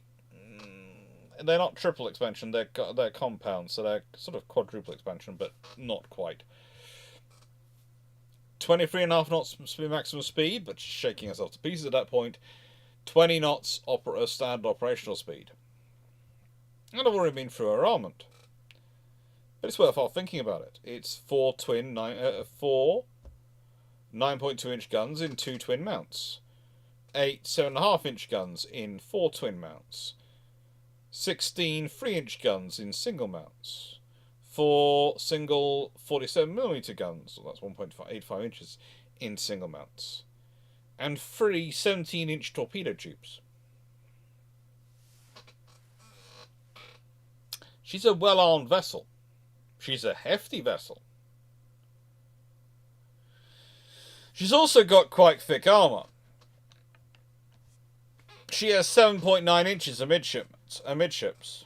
7.9 inches. The Weisenberg's belt armour is 15.7 inches, but, well, let me put it this way. There's a bit difference in the quality of the armour made.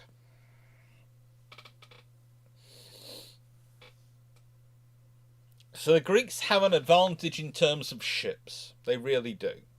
It's not much of an advantage, but it's enough of one that it's going to start having an effect on the battle. It's going to start having an effect on the encounter.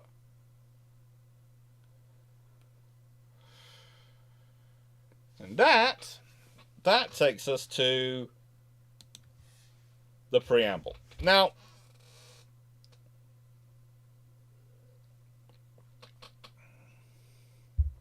this is the point about the island he captured. He captured Tenedos. Now, that's a lovely place.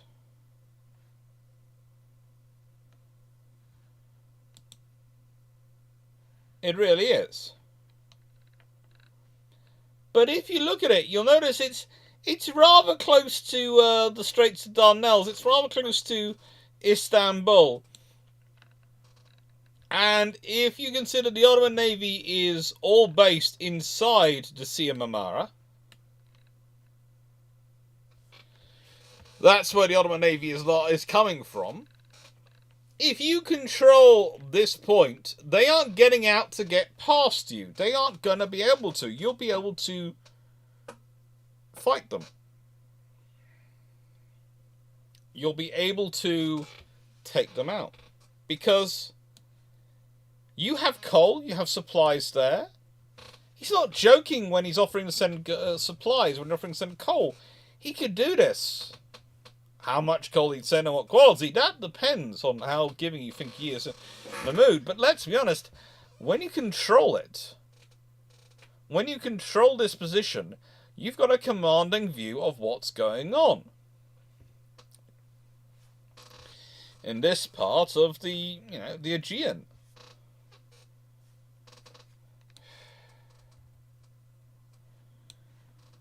And for the Ottomans, this is a problem. This is a truly a problem.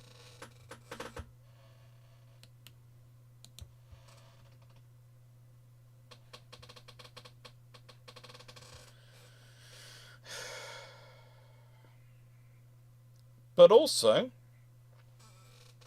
the Ottomans don't have that many issues. They're kind of kept on a defensive start from the beginning because it's understood by the Ottoman High Command if they lose their fleet, then they lose the war. But the thing is, if you also don't use your fleet, you lose the war. Because if you don't use your fleet, you have no chance of contesting control of the Aegean. You have no chance of preventing the amphibious operations which the Greeks are executing so flawlessly to get themselves a basing position within spitting distance of your critical infrastructure. It's absurd allowing this to happen. Why that island didn't have a garrison of oodles and oodles, I'll never know. But beyond that,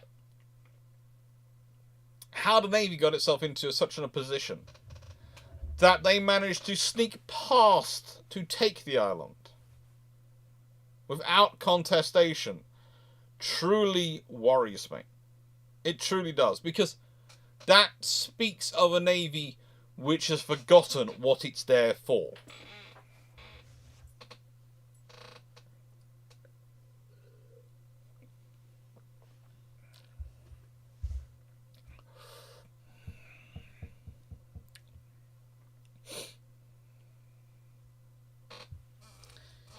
Actually, so the Ottoman admiral, Ottomans at this point, could lose the war in an afternoon, and arguably did. Yeah, between this and the next battle, he does. He certainly does. Maybe it's a couple of afternoons. Now,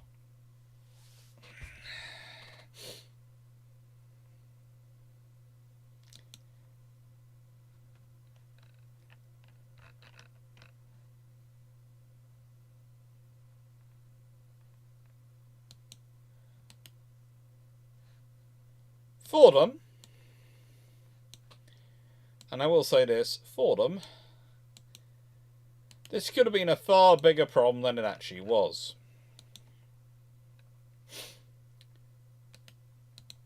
in some regards,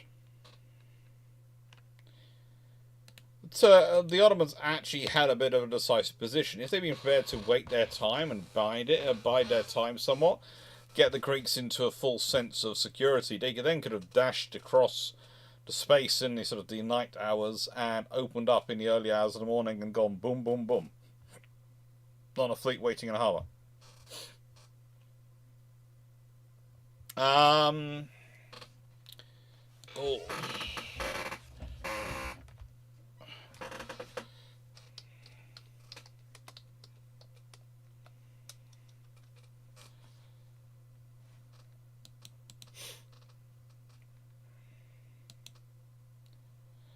Let me say before I get into things wrong, because I'm using the sort of the maps, the discussion topics, etc.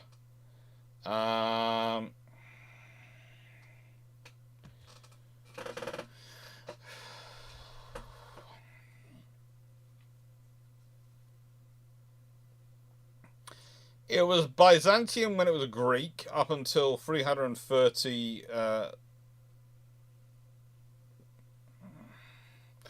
Anno Domini AD, and then it's Constantinople, and the name is changed in 1930.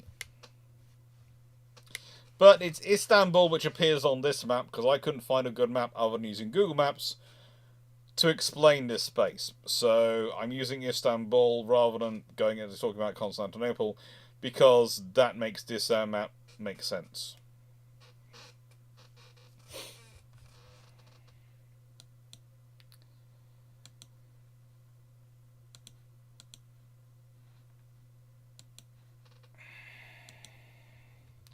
Now, what I find really fun about a battle is we call it the Battle of Elli. The Greeks call it the Battle of Imbros, and the Turks the Battle of Hellas. Depends on your perspective, I suppose, on the battle. There's also an interesting discussion as to exactly who won what in the battle.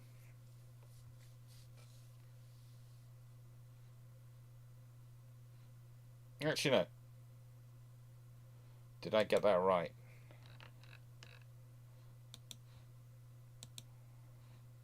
Oh no, the Turkish called the Battle of Imbros, the Greeks called the Battle of Hellas. Most sources, and I will say this, seem to agree it's probably a Greek victory, because the Ottomans withdraw from the field and leave the Greek fleet in dominance of the sea. But some do try and claim that it was an inconclusive fight because, they didn't sink any ships. And the thing is, they didn't.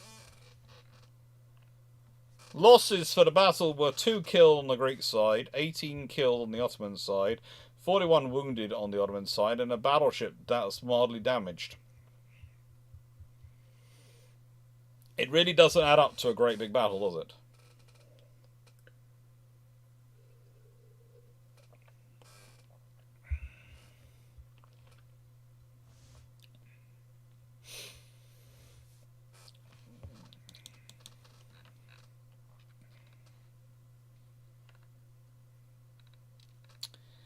Now,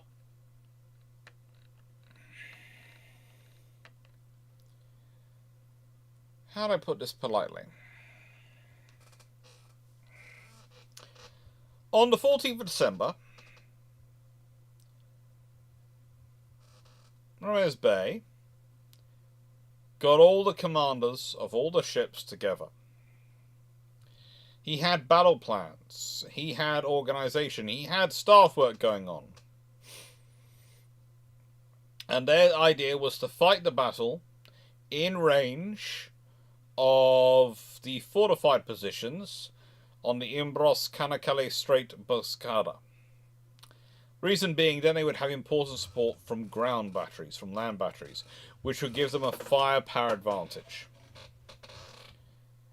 Now,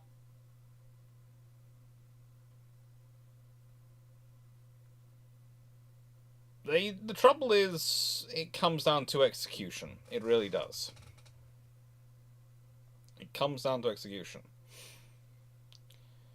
Because they spend the night of the 14th, 15th December in North Imbros, and then they watch the strait, send some destroyers for supplies, and then it's the 16th of December at 0600 hours that they start to realise they're in trouble, because they spot the Greek force advancing. Avrov in the lead, the 3 Hydra-class vessels and the 4 destroyers all coming up behind. Now the thing is, the Ottomans really don't hold their forces back. They have 5 destroyers, and yet at 0700 hours they let the destroyers leave to go into battle. They let the destroyers go off and charge the enemy, because for them it makes sense.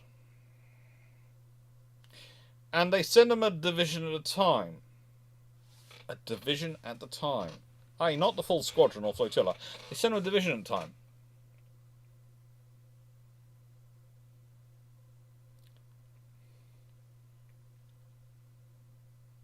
At certain points, they start to act more like reconnaissance ships than they do anything else. Now,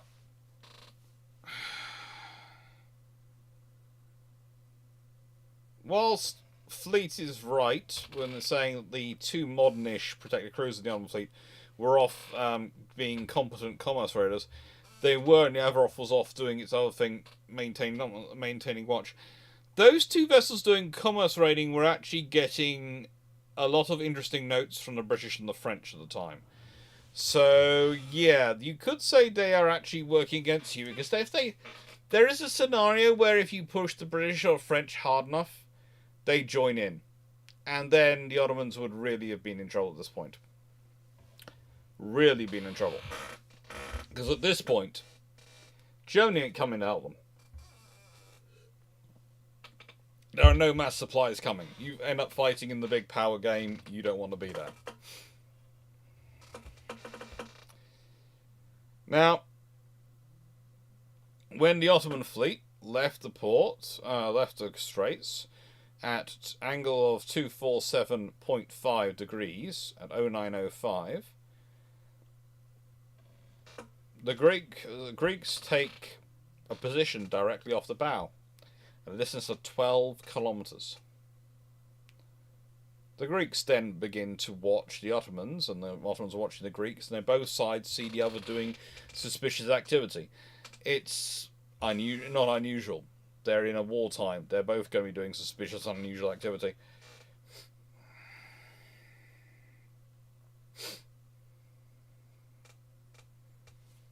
Now, the thing is about the Ottoman commander, at several points he thinks that the Greeks were trying to invite a submarine attack for some reason. He's never quite sure and able to articulate why this is, but he certainly want for there to be a submarine strike. They want for a submarine hit. I don't think at any point they do, but, you know, this is quite normal. Commanders try and work out what someone's doing, and they come up with a chain of thought and logic for it. They get very attached to it, no matter how right or wrong it is. No matter how many issues there are of it, humans are gonna human.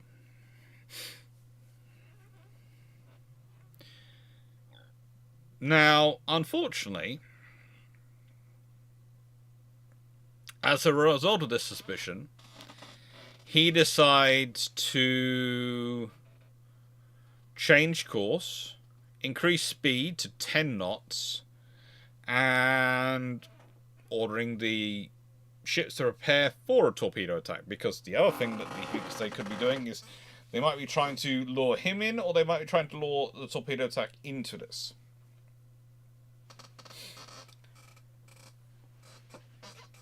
Unfortunately,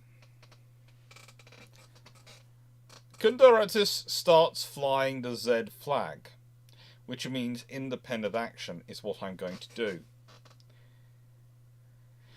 And, well, he has speed in the Avrov, and he has firepower. And what he does is he starts to split his force up.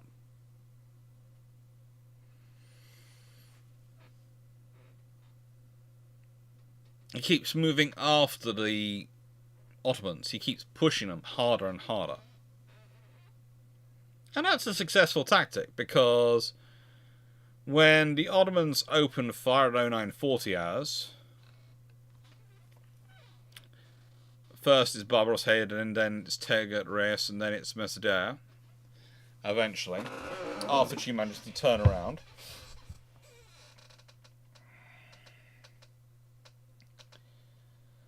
They start trying to fight. They had missed the opportunity to cross the T of the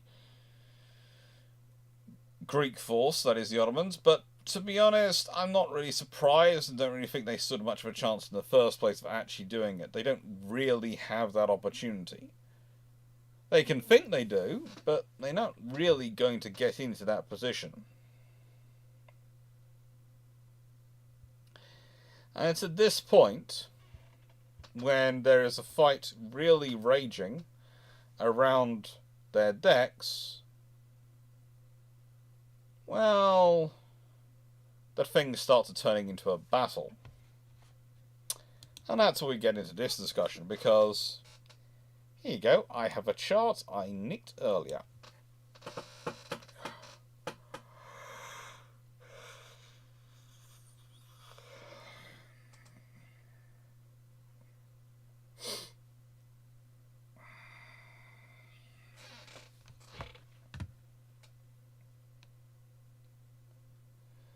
Now,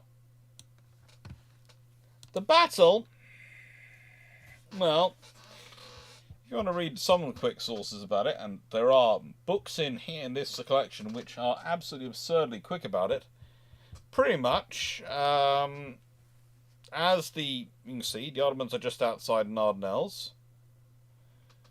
So when Conturitis leaves the rest of the fleet, flying Z-flag, as I mentioned earlier, and sails off at 20 knots, and uses her speed, her armour, her firepower to cross the Ottomans' T.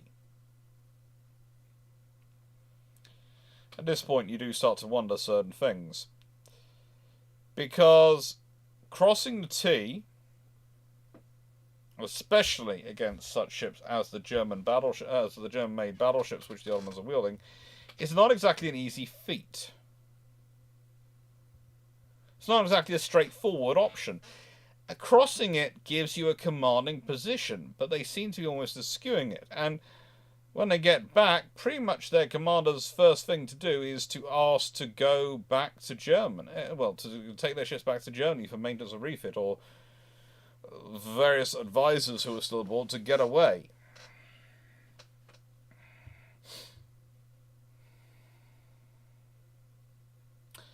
The one sensible thing the Ottomans do is they do focus their fire on the Georgia Savarov. They do realise that is the big threat out of this group. That's the big thing we have to worry about. And so they do focus quite a lot of firepower on her, but again, she's quite a low-profile vessel, and they're not really used to dealing with something that fast. So that doesn't really work out well for them. In fact, once you start reading through the battle and the points of the battle, it starts to become kind of an interesting scenario that the Ottomans are even putting a fleet together at all. That they're even coming up to try and fight. Kukudis actually does manage to close the fleet, the distance between the fleets, by putting himself between them.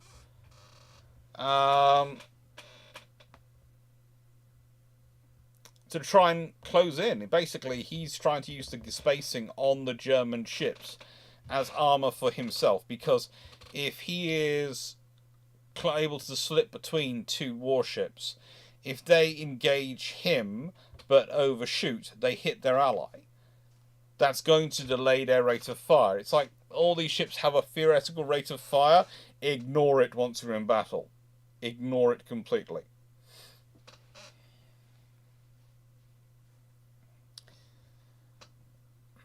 Now, to do this, though, as said, and especially to try and cross the T, Avarov had to leave behind his other ships. He had to leave behind his other commanders. And they are starting off... They open fire at 12 kilometres. But they get down to less than 3 kilometres from each other. So, yeah, Michael, it's an interesting fight from that perspective. Starts off 12 kilometres, works its way down to 3.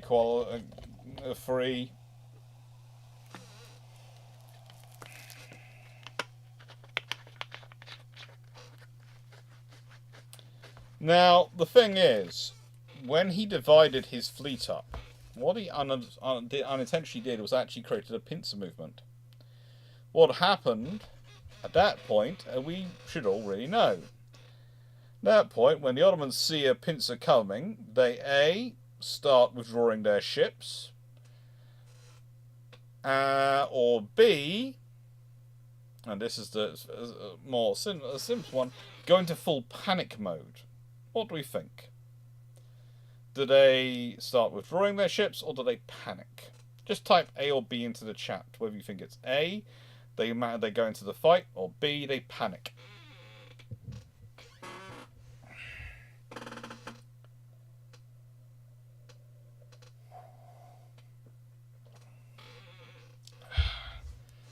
B,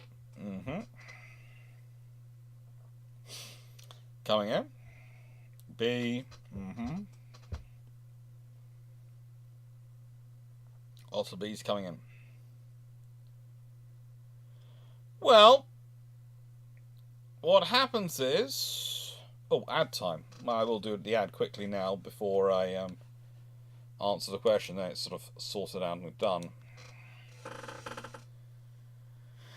Thanks, Stafford. Thank you. Pretty much what happens, because, well, they're like this. When the Ottomans realise that the Georges Avarov has broken off from the main fleet and is now split up, and they're now in a very real fear of finding themselves with the Avarov on one side and the Haidars on the other side, so they're straddled between the two, especially if they continue on their line and they manage to get outflanked, that they're going to get annihilated. You know, the Avarov has got their speed down to less than 3,000 meters.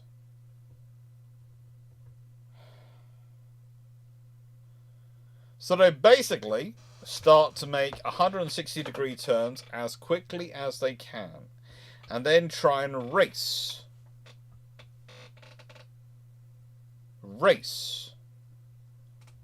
to the Straits of Dardanelles, and to get under what they consider to be protective of the Salatabia and the Kumukale fortresses. But the trouble is,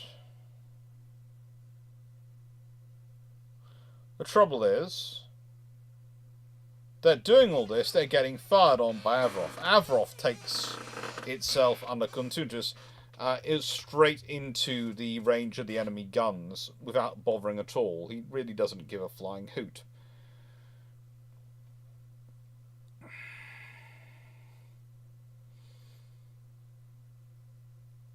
However, saying that, the battle itself is over by 10:17 hours, having begun at the almighty 09:22 hours. So the battle lasts less than an hour. About 55 minutes. And while Avarov fires in that period 127 shells, she also did receive 4 rather large hits. So we'll call it even. The honest reality was, though, she could probably have fired, if her guns had been fully worked up and fully aimed, she could probably have fired somewhere in the region of 600 to 700 shells in that time, rather than 127 shells. And that's the scary thing. That's the capability you have from a well-trained crew. What they can achieve.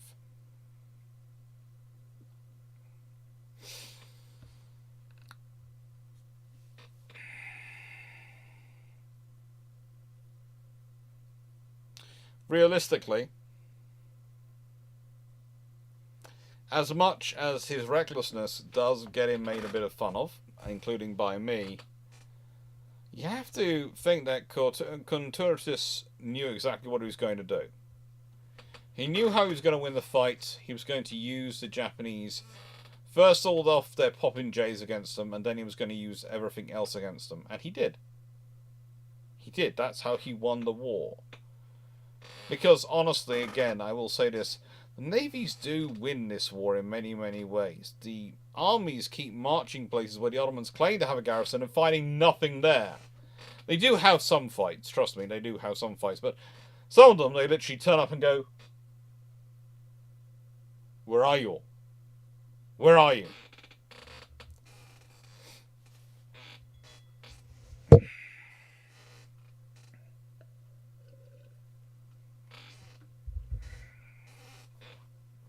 It's a fun question to ask.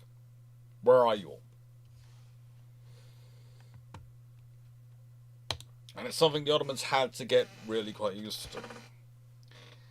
The battle, as said, is not a great... There aren't losses, there aren't great sinkings. The Ottomans managed to make it around, turn it back, get into the Dardanelles. But a consequence of the battle, now, they're a bit different. They're a bit different because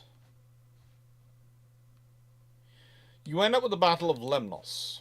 Now, Lemnos is the next battle in the series, and that also has 1 Greek wounded, 41 of the Ottoman Navy's personnel killed, 104 wounded, 2 battleships damaged, and 1 ironclad damaged.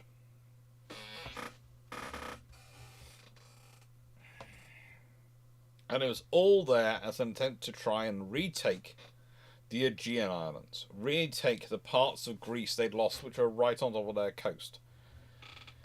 Mainly because they were so fed up with trying to secure them. Really, at this point, the Ottomans are getting fed up with having to provide large garrisons, which are going to have to do daily patrols. They're looking at what the British achieve with their empire and other empires achieve, where the locals are doing the police work for them and costing local wages, and are just amazed at how the British get away with this. The British always get away with it, but you know. It takes practice. They didn't always get away with it. They always seem to, but that's because they practiced getting away with it so many times. The Battle of Lemnos is, how do I put this politely? It was the second attempt by the Ottomans to try and break the blockade of the Dardanelles, and it was the second time they failed.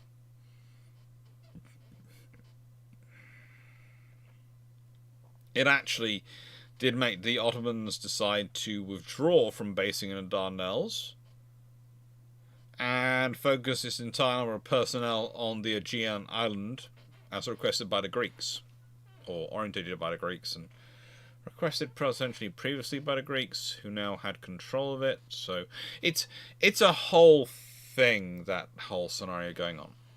It truly is.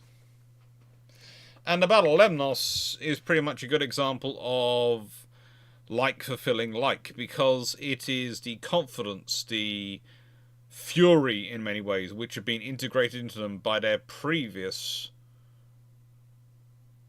how do I put this, the previous parts of them.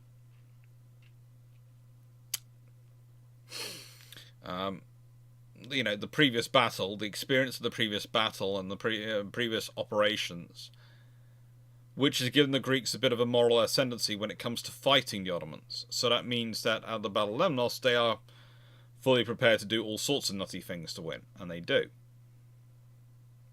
And the Ottomans, well, they've lost. They've lost the battle, and they are worried because of it. So, yeah, they've been fully... How do I put this politely? Sorry, you can tell I spent the day dealing with a lot of weird electrics things, because I keep wanting to use electrical terms and electrical wiring terms in my phraseology, which would not make sense in this situation. You would understand the words, but they would just not make sense. So my brain keeps going, nope, don't use that. Crash, stop, Pause. Go to something historical. I apologize. Spend the day dealing with too many electricians. They're lovely, but too many of them. And so, yeah, the Ottomans are, and sort of Lemnos is a direct consequence of Elli, because we tried it, we failed. We tried again, we fail again. It's just not good for them. It's not something they can deal with. And yes, this is an armoured cruiser you can go visit. Long-term consequences. Well, here's the funny thing. The Greeks ordered that battleship from Germany. The Ottomans ordered their ships from Britain.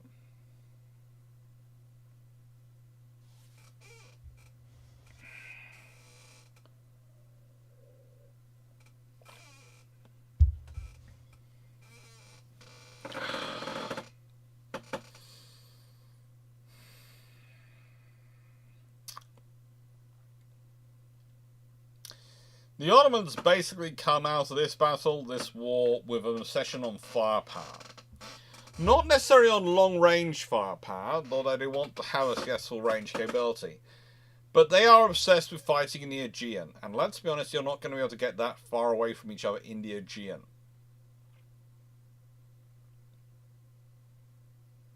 There are times when the opening engagement, or the opening fire plan between two factions, is measured in 3 or 4 minutes, and that's literally the choice of the commander of whether they are engaging at maximum range, extended range, long range, medium range, or close range.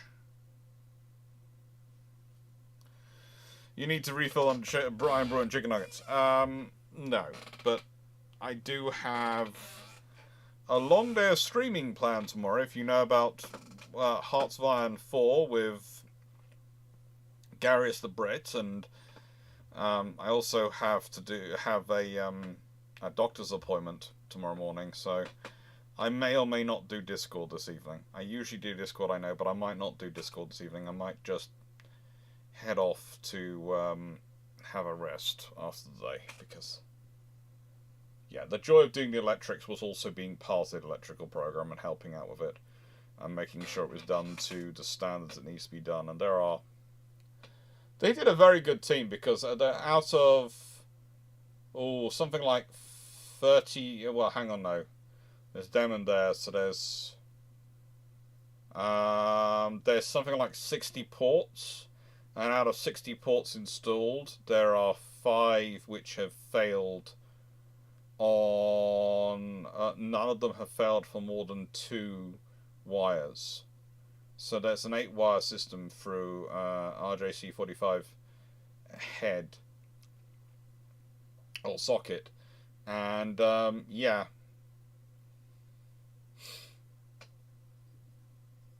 less than out of there's 8 wires per head, 60 times 8.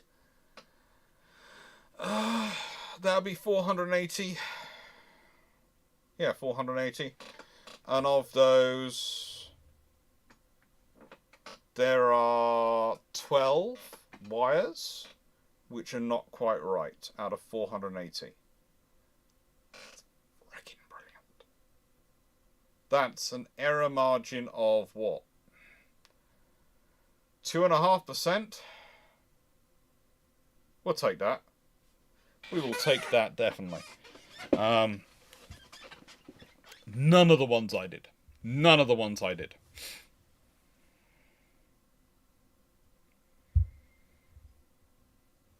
So yeah, it's all good. It's all good. But no, the long-term consequences, realistically, are a continuation of the race of both the Greeks and the Ottomans to have weapons. You know, the Greeks are in many ways attracted to. Well, one of the reasons why the Greeks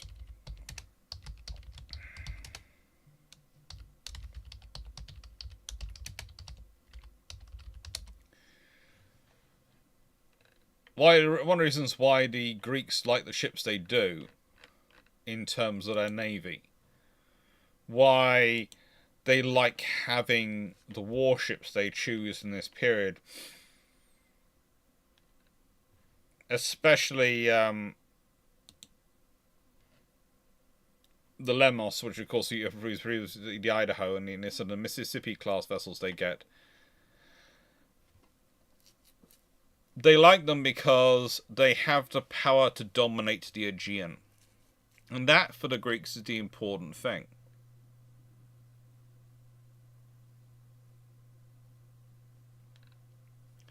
That's the important thing. Although they always find the American ships to be a bit slow for their taste. But, you know, they're good ships.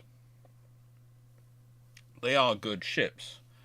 And when we say they're slow for their tastes, well, you know, that's the Greeks' view, because they get really, really invested in the high speed of the Georgios Averof in comparison to its period, and they always want speed afterwards. It's one of those interesting things that when we talk about the battle cruisers which weren't built, there's a friend of mine who claims absolutely that the Greeks had planned to buy battle cruisers. He claims that they planned to buy them after this war. They planned to buy them from Britain. Then there's the other thing, they planned to try and buy all the British battle cruisers post World War One because of the Ottoman battle cruiser, and then they have plans to order them to be built. I've had people tell me that they had plans to go in on the Dutch buy and all sorts of things. I have never seen any evidence of this myself, actually. I have to admit, I'm not familiar with the Ottoman archives or the Turkish archives, as I should be, so I cannot really talk about this one. But I am quite familiar with the Camilaird's archives and the Vickers archives, and I can honestly say I haven't seen any papers in there in reference to a Greek battlecruiser procurement program. Now, there is always the chance that the Greeks did not go to Vickers and Camilaird's, but the odds of, considering what the practice was in terms of these programs and how people put it in, nations would put it out to tender and get bids from different companies, excluding those two companies is kind of cutting off your nose to spite your face. So I'm highly doubtful they will have done that.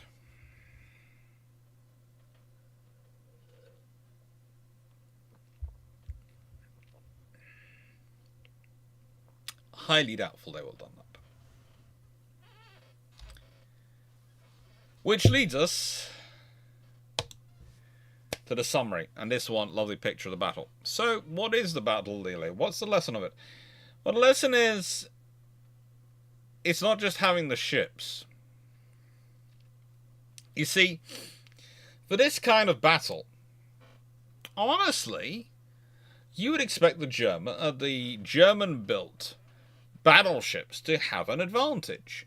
Whilst they don't have the speed advantage, they are solid enough, they are fighty enough, they should have been able to push out and push back and keep on pushing while the Georgios Averof is forced to fall back. But they can't. They can't because of the command and control positions, the lack of training they have in their fleet, but also the fact that the freedom of manoeuvre had been taken away from their commander. And by the way, this is a very cool painting of the battle, isn't it? I really like this painting. It's a nice one. They have the potential to do these things, but they can't do it because of what they have supporting them, what they have sustaining them. Neither side is putting together what I would call a balanced fleet. Both sides need more destroyers. Both sides need more cruisers. The Georgios Averof being a one-off is, it's a great ship, but being a one-off, it's kind of pointless. You know, when we talk about the manoeuvre and the critique of the admiral involved, it's a terrible manoeuvre for him to do. Yes, agreed. But if he hadn't done it, he wouldn't have been able to dictate the battle like he did. And realistically, the problem is because he hasn't got a second ship backing him up. Because if there had been 2 or 3 of these vessels built, or they've been able to get 2 or 3 similar ships, and they've been together, then A, you wonder if the Ottomans would have come out, or B, if they have ordered more of the Brandenburg class, try and buy more of those of the Germans.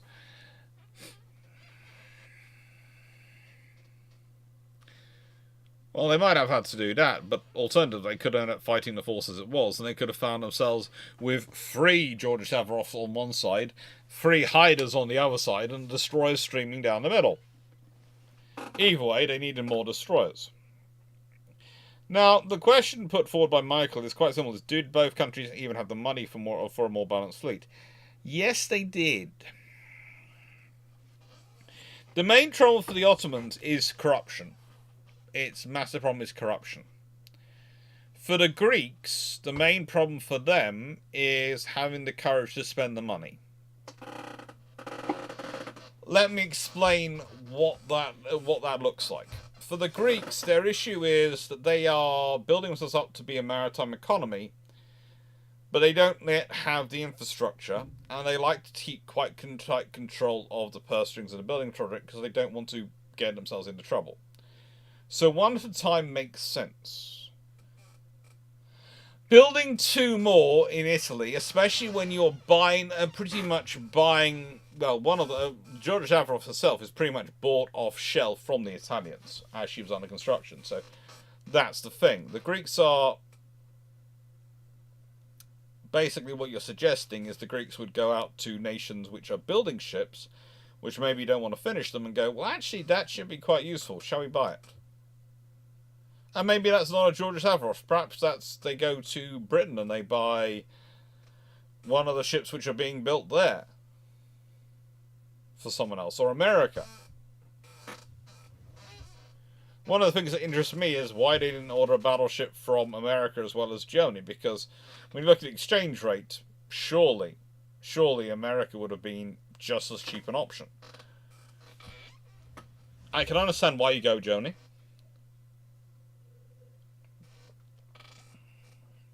For Tufnell, there's many advantages.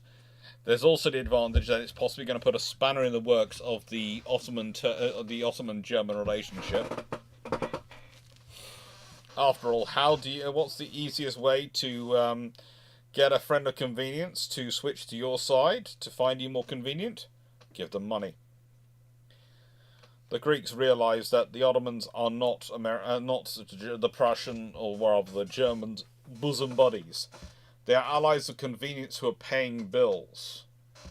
Therefore, they're worthwhile. But if you can supplant them as an ally of convenience, or rather someone who's paying their bills, ally of convenience you prefer to keep with Britain and France, well, that could cause issues for them economically. It could do. So that's why you order Salamis from there. But saying that, you could have ordered an American-built one as well, simultaneously. Which would have been quite interesting if the Greeks had done that. Because the question is, do the Americans impound the Greek ship, or do they decide to give it to the Greeks because they're technically neutral? It's an interesting scenario as to what happens with that. Or do they force purchase it themselves, in which case the American Navy ends up with a not-so-standard ship of 23 knots and 8 14-inch guns, which they might actually not dislike, but that could then be an all sorts of interesting history.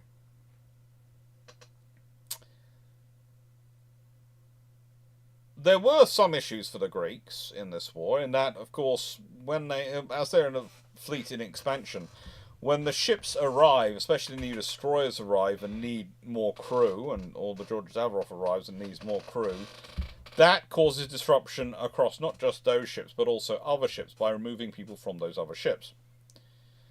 The Greeks had to deal with that, and they dealt that quite well. They dealt that quite well because they managed to take control on a moral level of the sea quite early on.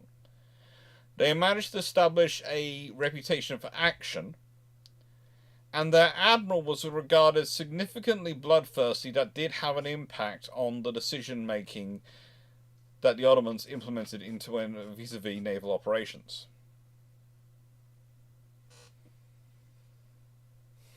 So, yeah, interesting.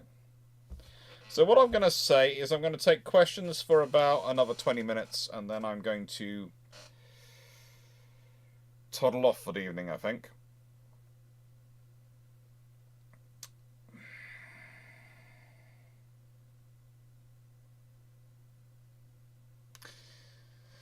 Yes, I know. Fu has, on Fleet Oceans, Fu has covered the Greco-Turkish arms race. I'm not sure I would say it's just a Greco-Turkish arms race. I'd say quite a lot of these arms races actually fit into wider contexts going on. That sounds good, Stafford. That really does. But unfortunately, I missed my funding goal for doing an America/Canada trip. But I might look at that again, depending on how the year goes in terms of funding. And currently, the major fundraising for trip, which I'm sort of going to do, is Japan's trip, because that's a full month in September, and that is going to be massive. Hotels are interesting, but are they going to be the thing? But we'll sort it all out. Yes, you can post link, Fu. You can. Well, at least you should be able to. If you can't, just put it into a comment below, which you should also be able to do. So, questions, please. I look forward to them. This is one of those battles that interests me. It really does, and it's a little more. So a little more Greek spending, a little more Ottoman corruption. Ottomans lose Constantinople in 1913. Well, the trouble is, if they do, it could well be to the Bulgarians. It could well be to the Bulgarians, because let's be honest, the Bulgarians are the romping, stomping force which is heading in the direction of Constantinople.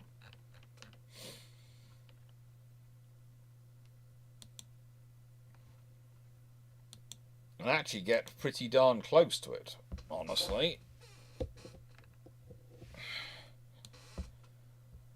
I think it's the 3rd Field Army and 1st Army.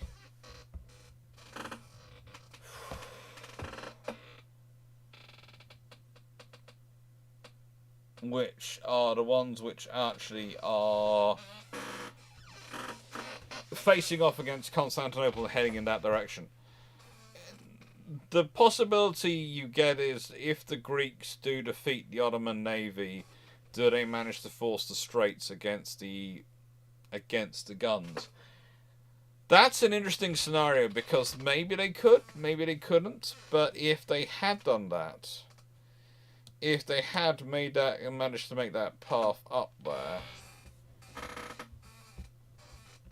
it would have been interesting. If it had been combined with the Bulgarians, and you have to remember the Bulgarians have managed to push the Ottoman army, the Gallipoli army, right into the isthmus, right hard deep into Gallipoli itself. If you could force through them, then technically you'd be with Allied support, at least on one bank, which would mean you could easily cut off Constantinople from the Asian side. And if you can cut off Constantinople from the Asian side, then they can't reinforce their army, which is fighting on the European side, which means Constantinople might have fallen. But again, I think it would have been to the Bulgarian army, not the Greek army, because the Greek army would have had an awful long way to go, whereas the Bulgarian army is pretty much stomping its way across. There's a race between the Greeks and the Bulgarians as to who gets to Salonika first. But the Bulgarians do very, very well. Very, very well in terms of the operational capabilities.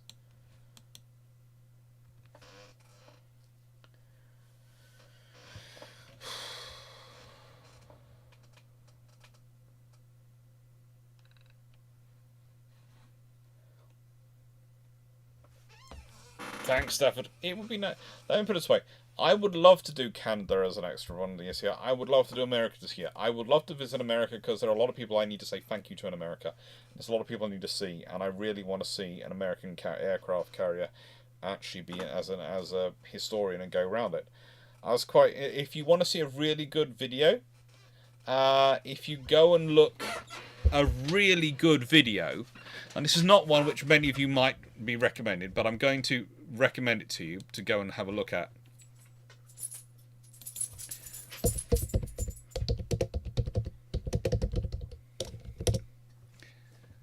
But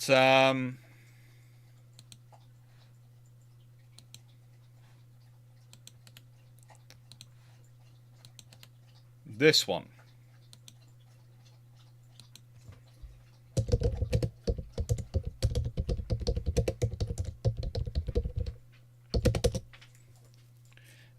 This was a really good video which came up the other day. Actually, my mum found it and sent it to me, and yeah, it was a really good video about exploring the USS Hornet, and a really good trip round it.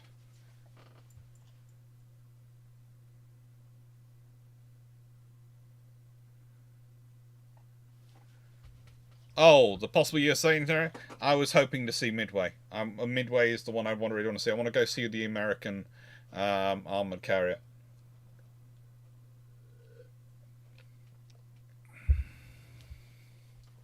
That's one of the dream ones, and I want to go see an Iowa class. I want to go actually spend some time as a tourist on an Iowa class, and actually get to do some history of all there. I'd love to see New Jersey or something like that, but yeah. They're really cool ships I want to see. Now, Michael Couch, if the Greeks had purchased Swifter and Triumph in '93 instead of the Royal Navy, the battle would have been very different. Oh, that would have been a very interesting battle. If the Greeks had managed to purchase Swifter and Triumph in 1903, they would have added a lot of firepower to the Greek side. But also there's a question of, do they get the Georgios Averof then in that period? If they still get the Georgios Averof, then you have a very different fighting line. A very, very interesting fighting line for the Greeks, which is going to overwhelm the Ottoman fighting line quite dramatically. Hello, yes, I know. You are being very, very needy tonight, aren't you? You are.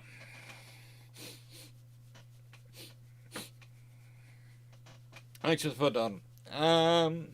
Please add Tokyo Disney Sea to the Japan entry. It's worth it just for the amount of random artifacts in the Theodore Roosevelt Lounge they've managed to collect. Ooh. I will pass that. I will put that in. I'm the one who complies with the itinerary for these places, so yes. I'm actually hoping to be able to arrive in... I'm hoping to manage to raise enough money when we're doing it that I can afford to get out to Tokyo a couple of days before everyone else and get my bearing and make sure I've had the discussions with everyone, and so make sure we're all completely organised, because kind of like Australia, there's a limit to what you can organise from the other side of the world. There's a limit to what you can do from the other side of the world, and one of the things we noticed very quickly with Australia is that the stuff which I'd organised from the other side of the world, especially in the first week, were often the stuff we had the most difficulty with, versus the stuff I'd organised from the other side of the world. But then, over the 2 days I'd been there before we started things, I'd started off communications for the stuff we were going to see, restarted the communications, sort of, because I'm in the similar time zone now, with people who were not just in next week, but next 2 weeks, next 3 weeks, next 4 weeks, talking to all of them in the same time zones, going, yeah, I now have a phone, my phone's here, you can give me a call, this is a number, and that's why, if you look at the Australia trip, things get a lot easier as the trip goes on, because of those 2 days, because I had an extra 24 hours in Australia than anyone else did. So probably it's going to have to be about 2 days for Japan, because it's not just time zone differences, it's linguistics differences.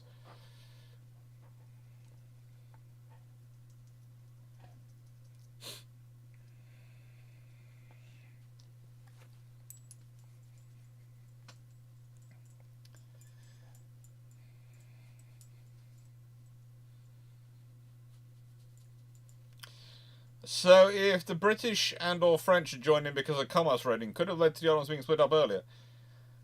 If it had become a scenario where the British and French believed that was necessary, then yes, there is a strong possibility. If the Greeks and Bulgarians had taken Constantinople, and Darnell, sort of the Greeks taking Dardanelles and the Bulgarians taking Constantinople during World War IV, in this war, and kept it and still had it during World War One, then you have a secure supply line through to the Black Sea for to supply the Russians. You also have a reality whereby I don't think the Moltke can escape. I don't think she can get into Ottoman territory, wherever that be at that point. If she does, it's going to either be she escapes into the eastern Mediterranean, in which case the Royal Navy can pretty much besiege her and sit outside her port. Or if she tries to go into the Black Sea, they can probably track her down and go in after her, and there won't be the fortifications to hold them back.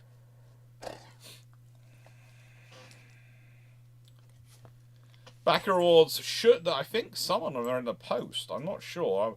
There's some various notes about things challenge coins and books and things in the WhatsApp group. So I think it's going all quite well at the moment.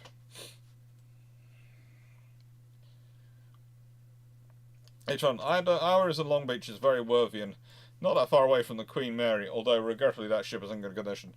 Yeah, I have other issues with visiting necessarily Long Beach, but yeah, I'm tempted to it. I'm tempted by it. Mainly the thought of visiting Long Beach and not finding Long Beach. Oh, hello, yes, you're cute. You are cute.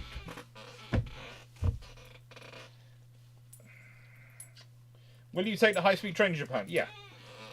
Honestly, we'd be stupid not to. The trains link up pretty much everywhere we need to go. I don't think we do any flying once we get there. I think we're pretty much going to be trains the whole time. Which is good for the train geeks and us with our group.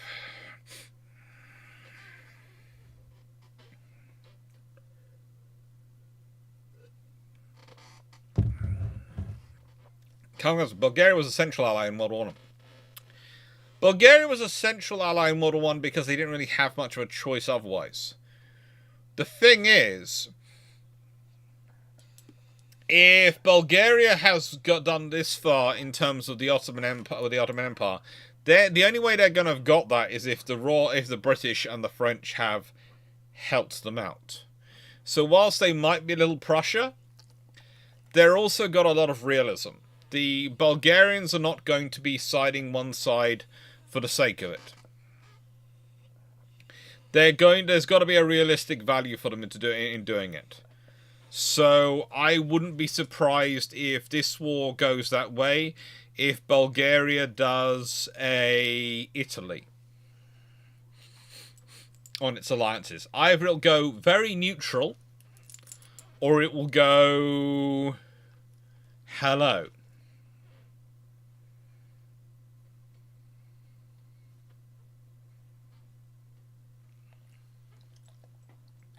There is travelling from airport to Tokyo. Tokyo is very big. Yeah, it is. Tokyo is big. I'm actually kind of interested that there's a fair number of hotels, including Hilton's, which are sort of the traditional hotels we end up staying in, or that sort of level of hotel we usually stay in. Principally because if you've got that much equipment with you, this is the thing we always have to point out. We always point out, if you are bringing thousands of pounds of equipment with you, because we need to take computers, drones, cameras, all sorts of stuff with us, you don't want to leave that. You want to leave that in a hotel which is very secure. Which usually to us means we are looking for a decent 3-star or possibly a 4-star hotel. Something of that level. depending on the area and the price width, because we're looking for something which has that comes with that level of security. I did remember once having a conversation with someone who was literally on us going, "You guys spend too much money. You should just stay in hostels when you go." And we go, "Do you realise how much equipment we have with us? We are not frigging stupid." No, we'd have to spend our whole time carrying around the equipment around on us, even when we don't need it. So we would have to take all our equipment with us for filming. We would have to take all our equipment with us when we go out for dinner. We'd have to take all our... No, you just don't want to do that. So, yeah. I doubt we'll actually be hiring cars in Japan. The thing is, all the places we're going to are pretty much going to be railway travels, and yes, there are spaces where we might need a vehicle, but if we do need a vehicle, we'll hire locally. We'll just hire whatever car we can get. It's also going to depend on the size of the team, because the thing is, if we're in the full 8, then it's 2 cars. If we're in the full, we divide up into groups of 4. We're not. If we're in more than the full, if we've got more than the full 8, we've got more people, which is even better. Then we're going to have to have suitable cars, and that's often also again the size of the car we're getting. You know, that was the other interesting conversation with people. They go, "Can you hire a smaller car?" We go, "Well, have you seen the size of us on our bags?" Yeah. Might well be a van. Might be other things.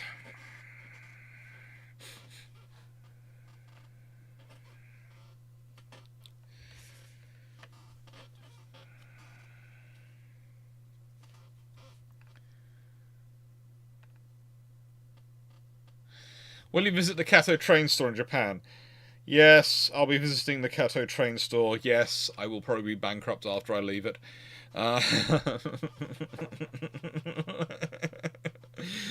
Oh. You know what's worse? I'm gonna take Garius with me for that one, and probably Defoe because he's gonna be there hopefully, and probably Glenn and a few other... No, nice one. I'll drag everyone along to it. It is the advantage. There are lots of good, decent train stations. A K-van is much bigger than a vintage Mini Cooper. Yeah. There are lots of train stores in Japan. I'll look at the Prince Hotels. I have to say, I'm looking forward to the onsen. I'm looking forward to some of the facilities I want to try out there.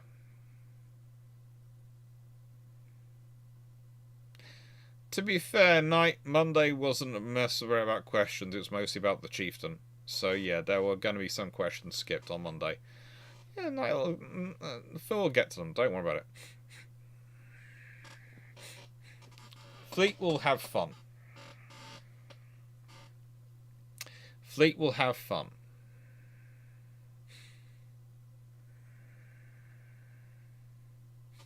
I'm so losing all my money. Yeah. There are... actually, the interesting thing is, I think, if I remember correctly, there is still an actual Hornby-owned store, or at least something which is sort of a Hornby store in Japan. Like, there's a Kato store as well in Japan for the train from the actual model makers in Tokyo, rather than just being the stores you can buy them. So you literally walk into the Kato store, which is literally owned, and it literally just has all the company's goods in there. And you can go and buy it, yeah. It's almost 200 yen to a pound exchange rate. Yes, I do realise that. And I have been told that you can get a decent N-gauge engine in the Kato store for about 100,000 yen. So that's 50 quid. And actually, if you consider a decent N-gauge engine being 50, the train being 50 quid is an interesting one.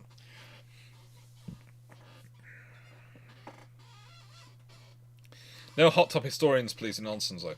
Actually, there might be some hot tub historians from the Onsens, but it might be hot tub historians.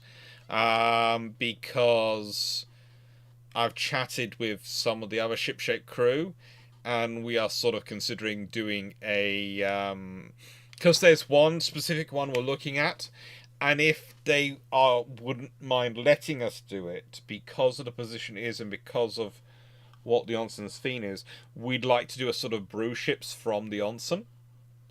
So it'd be a hot topic. It would be an onsen historians where we'd all be in the bath answering questions.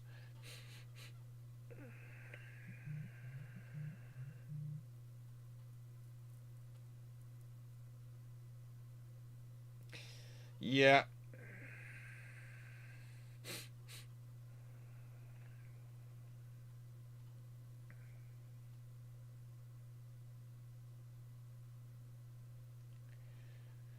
I do think we do need Dragon and Foxo along as well to look after the foo. But it's an interesting one. I saw a video where it was 100 yen for a chicken skewer. Oh yeah, the food is fairly good quality and fairly decent price. Me and I have to say, this is the other thing that's really attracted us the whole time. We know there are these great meat barbecue places where you can go and get exceptionally good meat and exceptionally good enjoy exceptionally good barbecue, or you can eat barbecue. And we hope to have many events suggested at these places.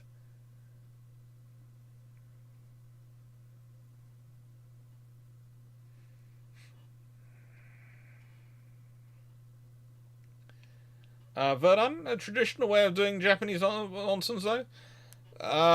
What can I say? When I am in my Scottish family dress, I am fully Scottish in my kilt.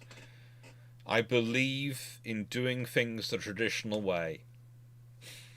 I might have to put an 18 plus certificate on that video. Oh.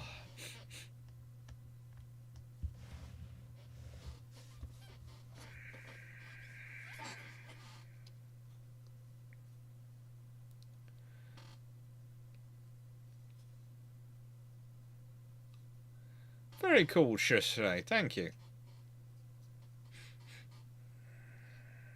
Ooh.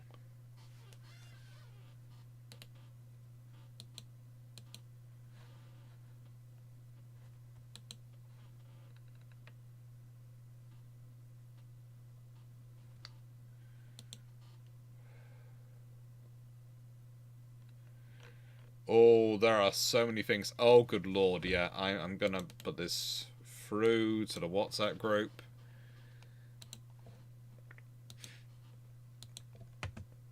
I do know one of the things which...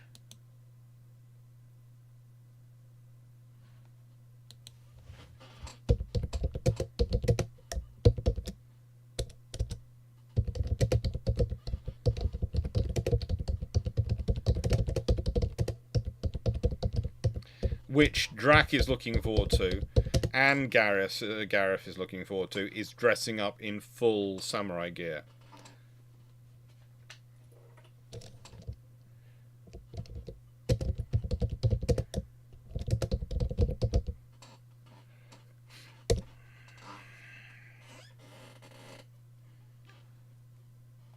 Because, yeah, that's something they have been considering doing.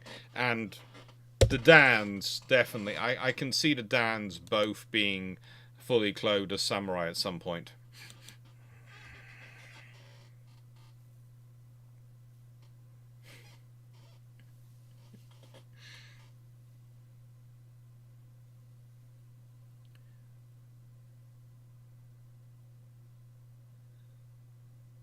That's good. I'm having an issue with traditional Hiss fashion at the moment. I'm invited to a wedding. I want to wear a morning suit. If I do, I will outform a groom. I understand this. To be a social faux pas along the lines of female guests wearing white. There is usually a trick to it. Wear a colourful tie. If you want to wear a morning suit, if you do wish to do that you can get away with all sorts of things if you're wearing a colourful tie. If you feel that's what you wish to wear as that's your traditional dress for wearing it to a wedding, the trick usually is to go with a very brightly colourful tie or something which signifies that you are, you're not part of the wedding party. You are just formally dressed. And I would suggest not wearing your hat as well. I only get my top hat out for formal occasions.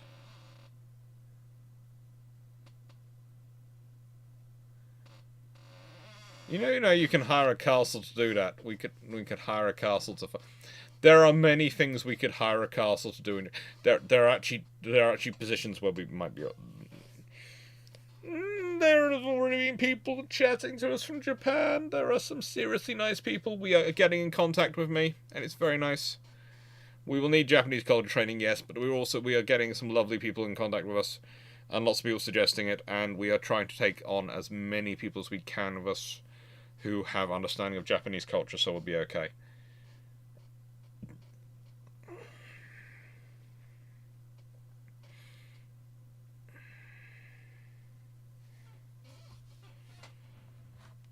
But yeah, there are options. Well done. Yes, I wear a pink shirt for moments. Lets you get away with almost anything. People assume you're so confident no one bothers you instead of terrified and wanting people to not talk to you. Yeah, I tend to go with a brightly coloured tie because that works just as well, and I have a lot of them, so I can pick a different one for each event, so I'm not wearing the same thing each time. I have a lot more ties than I do colour shirts. Yeah, it's fun. It is fun. And I'm now up to 10 Twitch viewers. Hello, Twitch. I hope you've enjoyed it. I hope you enjoy these videos on Twitch. I've started doing them since I've got Restream, and I think they're kind of a nice thing going on. I'm not sure how many other people do videos like this on Twitch. I haven't found out. I should probably look it up, but it seems to me quite fun.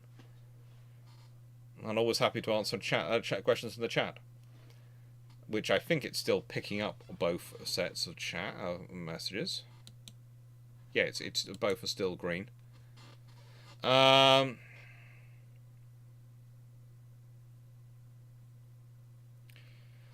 If I could have gone away, I would have worn black jeans and a hoodie, and that was when I was a groom.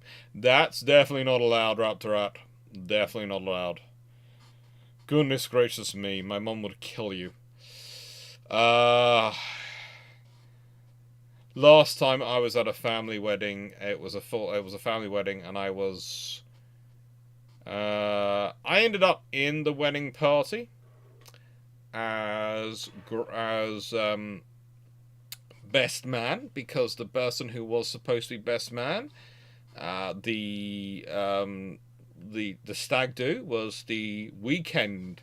It was the wedding was on a Sunday. They were flying off on the Monday for the honeymoon, and so they had booked out a lovely property for it all, and everything were all there. And basically, the stag do happened down in the boathouse, and the hen do happened up at the main house.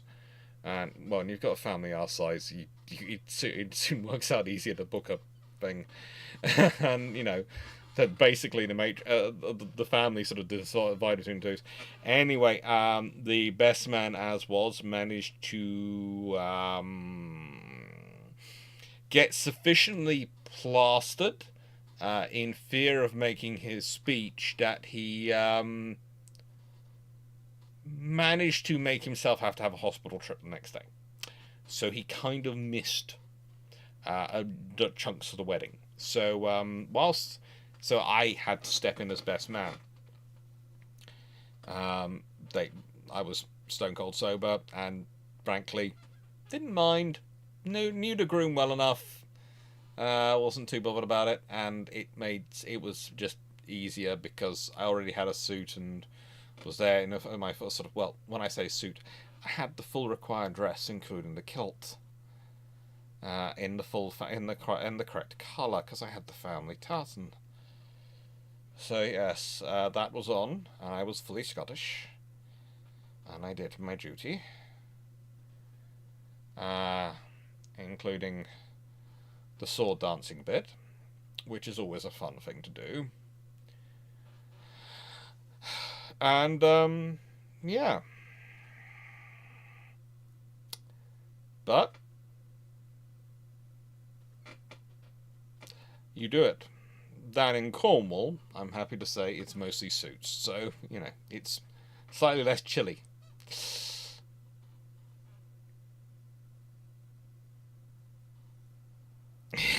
No, actually, my speech started off... How did I start the speech off? Let's go.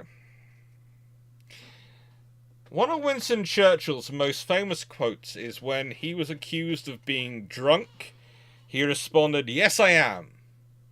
But in the morning I'll be sober, and you will still be ugly." There are three differences in this scenario. One, I'm sorry, my dear friend George, you will never be able to say that to Emma. I am adding different names in here. Please note, these are not their names. Two, most importantly, she can also outdrink you, so I would never challenge her to that competition. And three, she can certainly outshoot you. And with that being said, that's a firm foundation for a marriage going forward. Because the thing is, George, you and Emma complement each other. You bring out the best in each other. You bring out the hope in each other. You bring out the love in each other. One of you can cook greatly. The other one likes to do the washing up. This is an advantage. It means there's going to be less arguments, and it means you'll be able to build something together. You stand now today on the first morning of what will hopefully be many years to come. And we are standing here with you to respect this and to join with you in hope for this. And it carried on for about another 5 minutes of family jokes, I think. As said, I can deliver a fairly good speech with a very little warning, so I'm kind of practiced at it. Oh.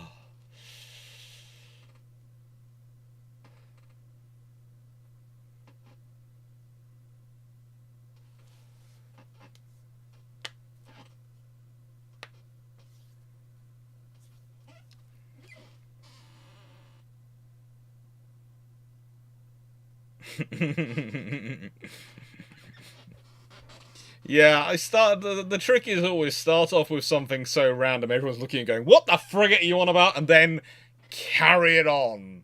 And then they go, "Oh, that was really, that was actually quite an interesting starting point." Because here's a bit of a trick. If you're trying to make up a speech with about an hour or so to a warning, or in that case, I think I had 20 minutes before the ceremony warning, yeah, you don't go fancy. Start off bad and get better. Then people will remember how well it ends.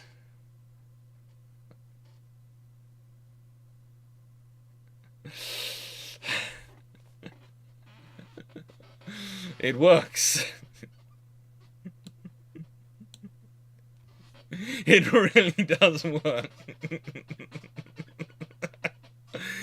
Right then. Okay. So, any final questions before I end the video this evening and end the lives? Thank you for watching. I hope you've enjoyed it. As said, we've got a lot of things coming up. Tomorrow evening, as said, it's going to be a very younger person friendly Santa's sleigh. I hope you look out for it on Key Aircraft. And it's going to be a fun one.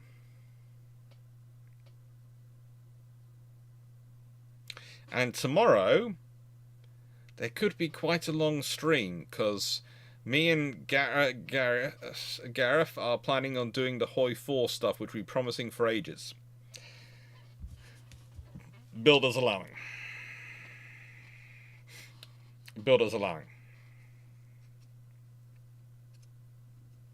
How did the other nations' navies perform during the Balkan War? The Bulgarians really have some torpedo boats. They do okay. The Ottomans, as said, they're honestly the best thing they had going for them was their modern cruisers. No, I won't put... I'm ending, so I'm not putting in another ad. I'm not that type of person.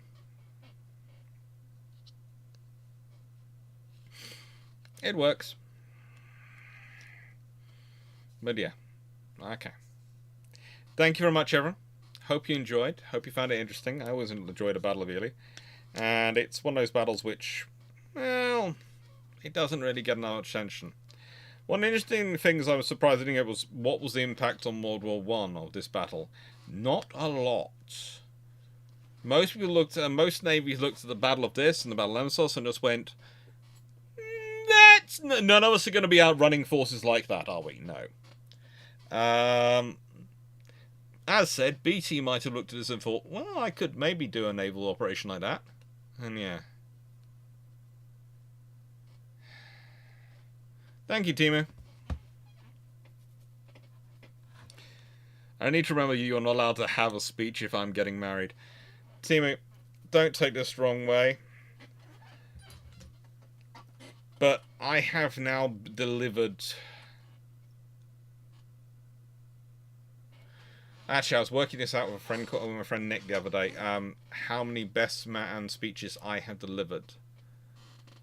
And I think we are honing in on 100. We're not quite there.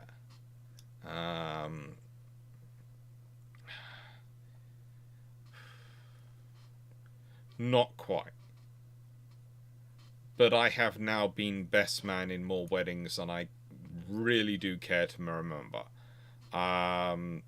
You've probably seen or heard about the movie 50 Dresses, I think it was, about the woman who was bridesmaid so many times that you know, she went to all the she was at all these weddings. Well, I have been best man a lot of times, a lot. As said, honing in on 100, and it's single-digit gaps. I think it's 92-ish. He thought 95-ish. And it depends whether you count some of the more interesting occasions where I've had to step in. Between family, school friends, pretty much I'm the only one of my school year who hasn't been married. And some of them are on their second and third marriages already. I still don't know how they've managed that since your school. None of us are, you know, we're not, well, 38 next year. It's been 20 years since school, and some are on their third marriages. Between that and the other groups of friends I have, yeah. I've been it a lot of time.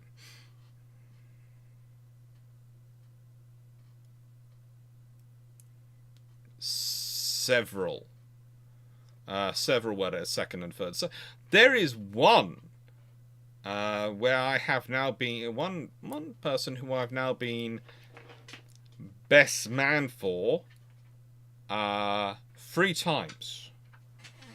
Now this is where you get into the iffy one, because he's actually married the same person 3 times, but they like to, as part of their anniversary traditions,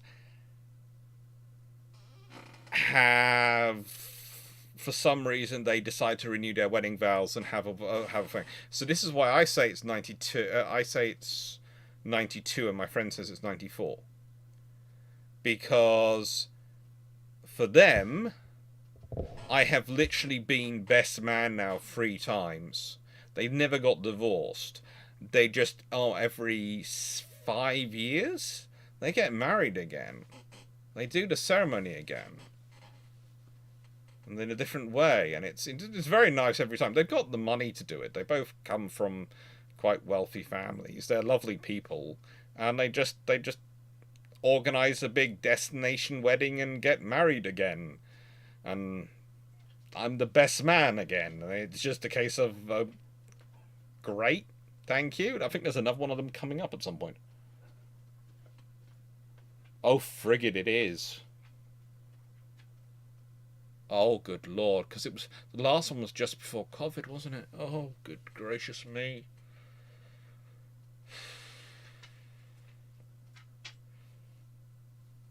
Because they got married 1924. Hang on, no, it wasn't that, was it? No, work it out, Alex. The last one was. Yeah. It'll be next year, won't it?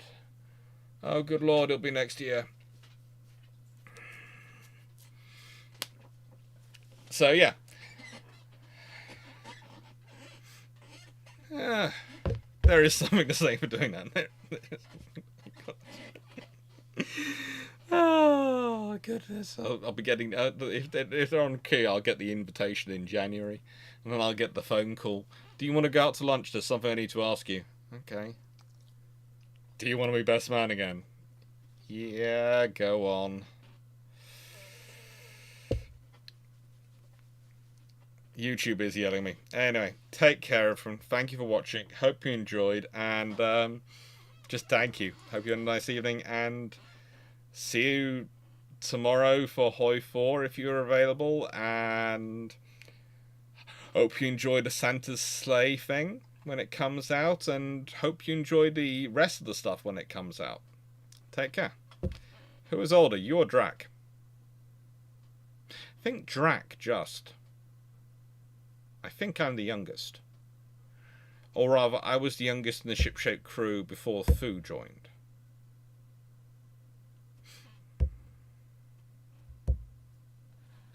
It's always fun. Weddings in uniform are always fun. Take care, everyone.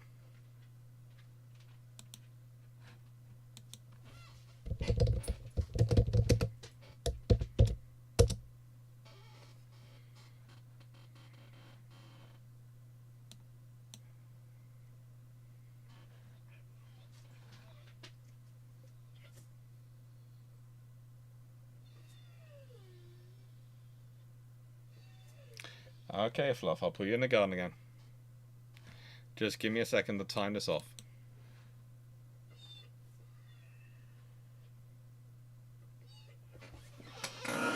10 seconds. That's all I'm asking, my Fluff. That's all I'm asking. 10 seconds. You're a good boy. Don't put you in the garden. I'll put you in the garden. Good, Fluff.